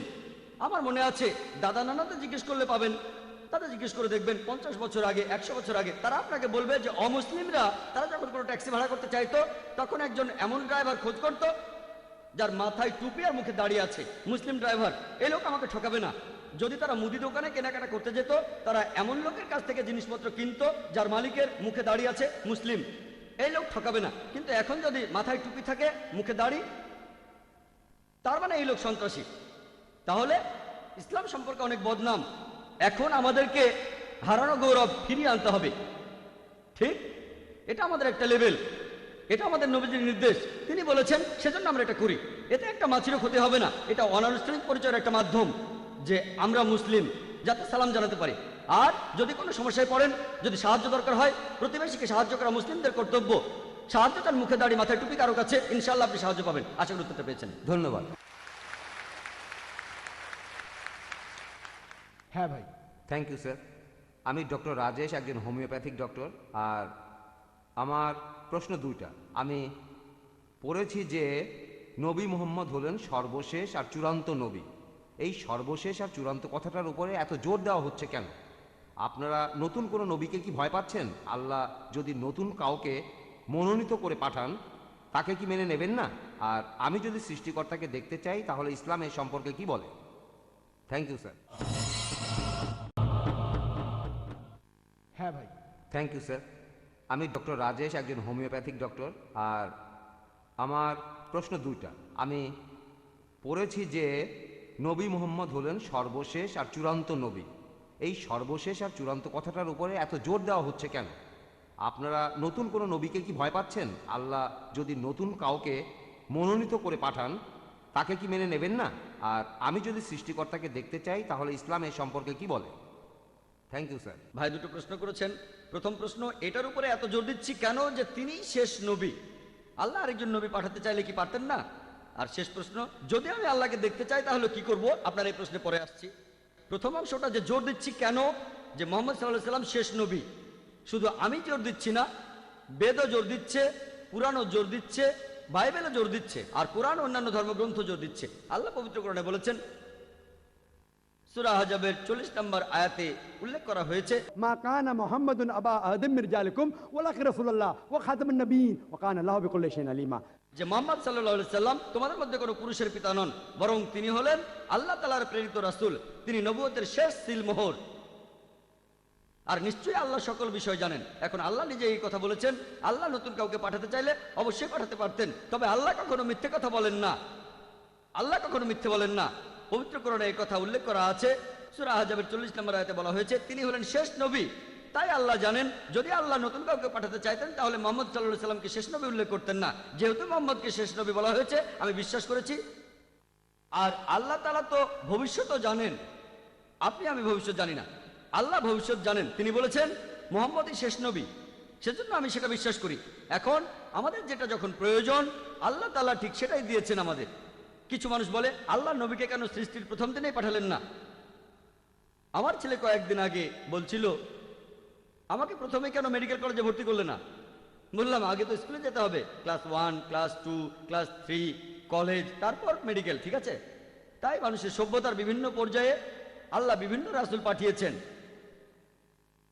আমরা 4টা কিতাবের নাম জানি, এছাড়াও অনেক আছে, তাওরাত, জাবুর, ইনজিল, এগুলোর নাম জানি। এরপর আল্লাহ তাআলা ঠিক করলেন যে 1400 বছর আগে মানুষ পবিত্র কোরআন বোঝার পর্যায়ে চলে এসেছে। তখন তিনি পাঠালেন তার সর্বশেষ ও চূড়ান্ত রাসূল মুহাম্মদ সাল্লাল্লাহু আলাইহি সাল্লামকে। সর্বশেষ আর চূড়ান্ত কিতাব হলো কোরআন। এখন আল্লাহ চাইলে অবশ্যই নতুন কাউকে পাঠাতে পারেন, তবে যেহেতু তিনি বলেছেন আর কাউকে পাঠাবেন না, তাই পাঠাবেন না। এই দিন তিনি সম্পূর্ণ করেছেন। আগের ধর্মগ্রন্থগুলো সম্পূর্ণ অবস্থায় ছিল না। আল্লাহ বলেছেন, মহান স্রষ্টা পবিত্র কোরআনে বলেছেন, সূরা মাইদা 3 নম্বর আয়াতে উল্লেখ করা হয়েছে যে আজ এই দিনে তোমাদের প্রতি আমার অনুগ্রহ সম্পূর্ণ করলাম, তোমাদের জন্য ইসলামকে দিন হিসেবে আমি সম্পূর্ণ করলাম। ইসলামকে দিন হিসেবে সম্পূর্ণ করার পর নতুন কিছু যোগ হবে না, অথবা এখান থেকে কোনো কিছু বাদও দেওয়া যাবে না। এটা সম্পূর্ণ। আর সেজন্য যদি আজকের দিনে কেউ বলে যে সে আল্লাহর কাছ থেকে আসমানি কিতাব পেয়েছে, আর যদি বলে সে আল্লাহর রাসূল, তাকে মানসিক ডাক্তার দেখাতে হবে। এখন অনেক মানুষ নিজেকে ঈশ্বর বলে দাবি করে, অনেকে ঈশ্বরের নবী বলে দাবি করে। মানসিক ডাক্তার দেখাতে হবে তাকে, কারণ কোরআনের পরে নতুন কোনো আসমানি কিতাব আসবে না, মুহাম্মদের পরে কোনো নতুন নবী আসবে না। এবার আপনার দ্বিতীয় প্রশ্নের উত্তর, আল্লাহকে দেখতে চাইলে তখন আপনাকে কি করতে হবে? আমি যদি ঈশ্বরকে দেখতে চাই তাহলে আমি কি করব? আমি বলছি কি করবেন। এই পৃথিবীতে আল্লাহকে দেখতে পাবেন না। পবিত্র কোরআনে বলা আছে যে মুসা আলাইহিস সালাম আল্লাহকে দেখতে চেয়েছিলেন। আল্লাহ তাকে বলেছিলেন পাহাড়ের দিকে তাকাও, আমি এই পাহাড়ে আমার একটা ঝলক দেখাবো। সেই পাহাড়ে তখন কি অবস্থা হলো? সেই পাহাড়ের আগুন থেকে মুসা নবীর চোখ ধাঁধিয়ে গেল। পৃথিবীতে দেখতে পাবেন না, তবে পরকালে আল্লাহকে দেখতে পাবেন। যদি আপনি জান্নাতে যান, সবকিছু সেখানে পাবেন, খাবার সবকিছুই পাবেন। লোকজন, হাদিসে উল্লেখ করা আছে, তারা তখন আল্লাহকে দেখার জন্য অনুনয় বিনয় করবে। যদি আপনি আল্লাহ তাআলাকে দেখতে চান, তাহলে আল্লাহর এই চূড়ান্ত আসমানি কিতাব পড়তে হবে, এই পবিত্র কোরআন। কোরআনের কথাগুলো মেনে চলবেন।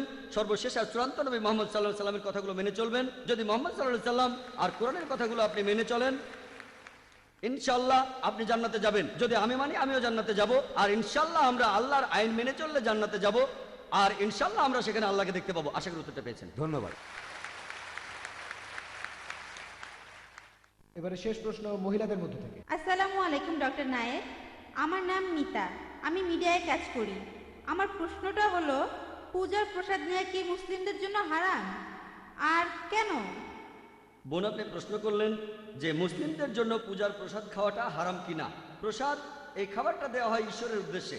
হিন্দুরা বিভিন্ন মূর্তির উদ্দেশ্যে প্রসাদ দেয়। পবিত্র কোরআনে মোট 4 জায়গায় উল্লেখ করা হয়েছে। সূরা বাকারার 173 নম্বর আয়াতে উল্লেখ করা হয়েছে, সূরা মাইদা 3 নম্বর আয়াতে উল্লেখ আছে, সূরা আনামের 145 নম্বর আয়াতে উল্লেখ করা হয়েছে, এছাড়াও সূরা নাহলের 115 নম্বর আয়াতে উল্লেখ করা হয়েছে। حرمت عليكم الميتة والدم ولحم الخنزير وما أهل لغير الله به। তোমাদের জন্য হারাম করা হয়েছে মৃত জন্তু, রক্ত, শূকরের মাংস খাওয়া, আর যে পশু জবাই করার সময় আল্লাহ ব্যতীত অন্য কারো নাম নেওয়া হয়েছে। তাহলে যে পশু জবাইকালে আল্লাহ ছাড়া অন্য কারো নাম নেওয়া হয়, সেটা আমাদের জন্য হারাম। আর এই কারণেই পূজার প্রসাদ নিয়ে খাওয়া এটা হারাম ইসলামে। আপনি বেদেও দেখবেন, বেদের কথা বলছে, কারণ বেদ পরিষ্কারভাবেই বলেছে নাদাস্তি প্রতিমা আস্তি, মহান স্রষ্টার কোনো প্রতিমূর্তি নেই, তার কোনো ছবি নেই, তার কোনো মূর্তি নেই, কোনো ভাস্কর্য নেই, কোনো ফটোগ্রাফ নেই, কোনো পেইন্টিং নেই। তাহলে বেদ অনুযায়ী ঈশ্বরকে খাবার নিবেদন করা নিষিদ্ধ। তাহলে দেখছেন যে বেদও এর বিরুদ্ধে কথা বলছে, এটা ভুল। মূর্তির উদ্দেশ্যে খাবার দেওয়াটা ভুল। একইভাবে যেহেতু কোরআন নিষেধ করেছে, মুসলিমদের নিষেধ করেছে খাওয়া যাবে না, নেওয়া যাবে না, এটা ভুল বোন। আশা করি উত্তরটা পেয়েছেন। স্যার, আরেকটা ব্যাপার, আমি একজন হিন্দি মাঝে মধ্যেই গুরুদুয়ারায় যাই। গুরুদুয়ারাতে কোনো মূর্তি নেই, মূর্তি পূজা হয় না। গুরুদুয়ারাতেও প্রসাদ বিলানো হয়, এটাকে বলে কানা প্রসাদ। এই প্রসাদও খাওয়া যাবে না, এরকম করার কারণটা কি? সুন্দর প্রশ্ন এই প্রসাদ করেছেন। তো কোনো মূর্তির উদ্দেশ্যে না। হ্যাঁ ঠিক বোন, আমি আপনাদের গুরু গ্রন্থের একজন ছাত্র। আর দেখবেন যে শিখদের কথা অনুযায়ী ধর্মগ্রন্থ, প্রথমে আদি গ্রন্থ, গুরু গ্রন্থ, এখানে ঈশ্বর একাত্মবাদ নিয়ে বলা হয়েছে। সেখানে বলা আছে যে মহান স্রষ্টার কোনো মূর্তি নেই, ছবি নেই। মহান স্রষ্টাকে সেখানে বিভিন্ন নামে ডাকা হয়েছে, রাহিম, কারিম, আল্লাহ, অনেক নামে। এখানে আমাদের মিল আছে। তবে দুর্ভাগ্যজনকভাবে যখন গুরুদুয়ারায় যাবেন, যদিও শিখরা এমন কোনো স্রষ্টাকে বিশ্বাস করে না যার কোনো ছবি আছে, তারপরও তারা উপাসনা করে গ্রন্থকে, মনে করে গুরু, কারণ গুরুর এখন নেই। আর সেখানে যে প্রসাদ দিচ্ছেন সেটা পরোক্ষভাবে একই জিনিস। শিখ ধর্মগ্রন্থ বলছে মূর্তি পূজা করা নিষেধ, এখানে তারা পরোক্ষভাবে খাবারগুলো স্রষ্টাকে দিচ্ছে। আর এমনকি গুরু গ্রন্থ বলছে স্রষ্টার খাওয়ার প্রয়োজন হয় না। তাহলে আপনারা স্রষ্টার সামনে কেন খাবার দিচ্ছেন? পবিত্র কোরআনে সূরা আনামের 14 নম্বর আয়াতে বলা হয়েছে আল্লাহ সবাইকে খাওয়ান, কিন্তু তার খাওয়ার প্রয়োজন হয় না। তাহলে স্রষ্টাকে খাবারগুলো কেন দিচ্ছেন? কেন দিচ্ছেন তাকে? তাহলে বোন, আপনারা আদি গ্রন্থ মেনে চলছেন না, আপনারা গুরু গ্রন্থ মেনেও চলছেন না। মহান স্রষ্টার কোনো খাবারের প্রয়োজন হয় না, তিনি কোনো খাবার ছাড়াই টিকে থাকবেন, তিনি সবাইকে খাবার যোগান দেন। আশা করি উত্তরটা পেয়েছেন। ওয়াখির দাওয়ানা আলহামদুলিল্লাহি রাব্বিল আলামিন। আমি দর্শকদের আরো কিছুক্ষণ ধৈর্য ধরে থাকতে বলবো, কারণ স্টেজে আসছেন আমন্ত্রিত অতিথিরা যারা এসেছেন আমেরিকা, কানাডা, আরো বিভিন্ন দেশ থেকে। আমরা সবাই তাদের একটু এক নজর দেখতে চাই। তাই আমি অতিথিদের অনুরোধ করব, Yasir Fazaga, Sheikh Zafar Idris, দয়া করে আপনারা স্টেজে উঠে আসুন। দর্শক শ্রোতারা আপনাদের দেখবেন। এইসব বিখ্যাত বক্তারা পৃথিবীর বিভিন্ন দেশ থেকে এসেছেন। তারা ডক্টর জাকির নায়েকের চাইতে অনেক বিখ্যাত। এই কয়দিন তারা এখানেই ছিলেন, অনেক দর্শকে হয়তো তাদের তখন দেখেননি। তাই বক্তাদের অনুরোধ করছি, আমি দর্শকদের অনুরোধ করব একটু ধৈর্য ধরে বসেন, আমরা এখনই অনুষ্ঠান শেষ করব। স্টেজে আসছেন doctor Bilal Philips, Yasir Fazaga, Sheikh Zafar Idris Sudan থেকে, doctor Osman Siddiq Al Qari Saudi Arab থেকে, কারি শেহেরজাদ এবং ডক্টর মামদু মোহাম্মদ। ভাই ও বোনেরা, আসুন মুম্বাইয়ের পক্ষ থেকে আমরা এই বিখ্যাত বক্তাদের অভিনন্দন জানাই। আল্লাহু আকবার, তাকবীর। জাযাকাল্লাহ খায়ের। সবাইকে অনেক ধন্যবাদ। গত 10 দিন ধরে এই সব বক্তাগণ আমাদের এখানে বিভিন্ন লেকচার দিয়েছেন প্রতিদিন। আমাদের এখানে ওনাদেরকে পেয়ে আমরা আসলেই গর্বিত। ওনাদের সাথে আমাদের সময়টা আমরা সবাই উপভোগ করেছি। আমরা এই এক্সিবিশন আর কনফারেন্সে ইসলাম ধর্মের কথাগুলা সবার কাছে পৌঁছে দেওয়ার চেষ্টা করেছি, আর ইসলাম সম্পর্কে মানুষের ভুল ধারণাগুলা দূর করার চেষ্টা করেছি, যথাসাধ্য চেষ্টা করেছি আমরা, মাশাআল্লাহ। এখন ডক্টর জাকির নায়েককে অনুরোধ করব আমাদের এই সম্মানিত অতিথিদের পক্ষ থেকে কিছু বলার জন্য। অবশ্য কয়েকজন বক্তা আগেই চলে গিয়েছেন, doctor Anwar Ibrahim, Abdur Rahim Green, Sulaiman Amri, doctor Ahmed Saifuddin, এছাড়া মসজিদে নববীর প্রাক্তন ইমাম, ওনারা আরো আগেই চলে গিয়েছেন। বাকি বক্তারা সবাই স্টেজেই আছেন। ডক্টর জাকির এবারে অনুষ্ঠান শেষ করবেন। প্রথমেই আমি আল্লাহ তাআলাকে ধন্যবাদ জানাই যে আমরা এই 10 দিনের ইসলামিক কনফারেন্সটা সফলভাবে শেষ করতে পেরেছি। আল্লাহ সাহায্য করেছেন বলে এটা সম্ভব হয়েছে। এরপর আমি ধন্যবাদ জানাবো আমাদের বিজ্ঞ বক্তা আর বিশেষজ্ঞদের।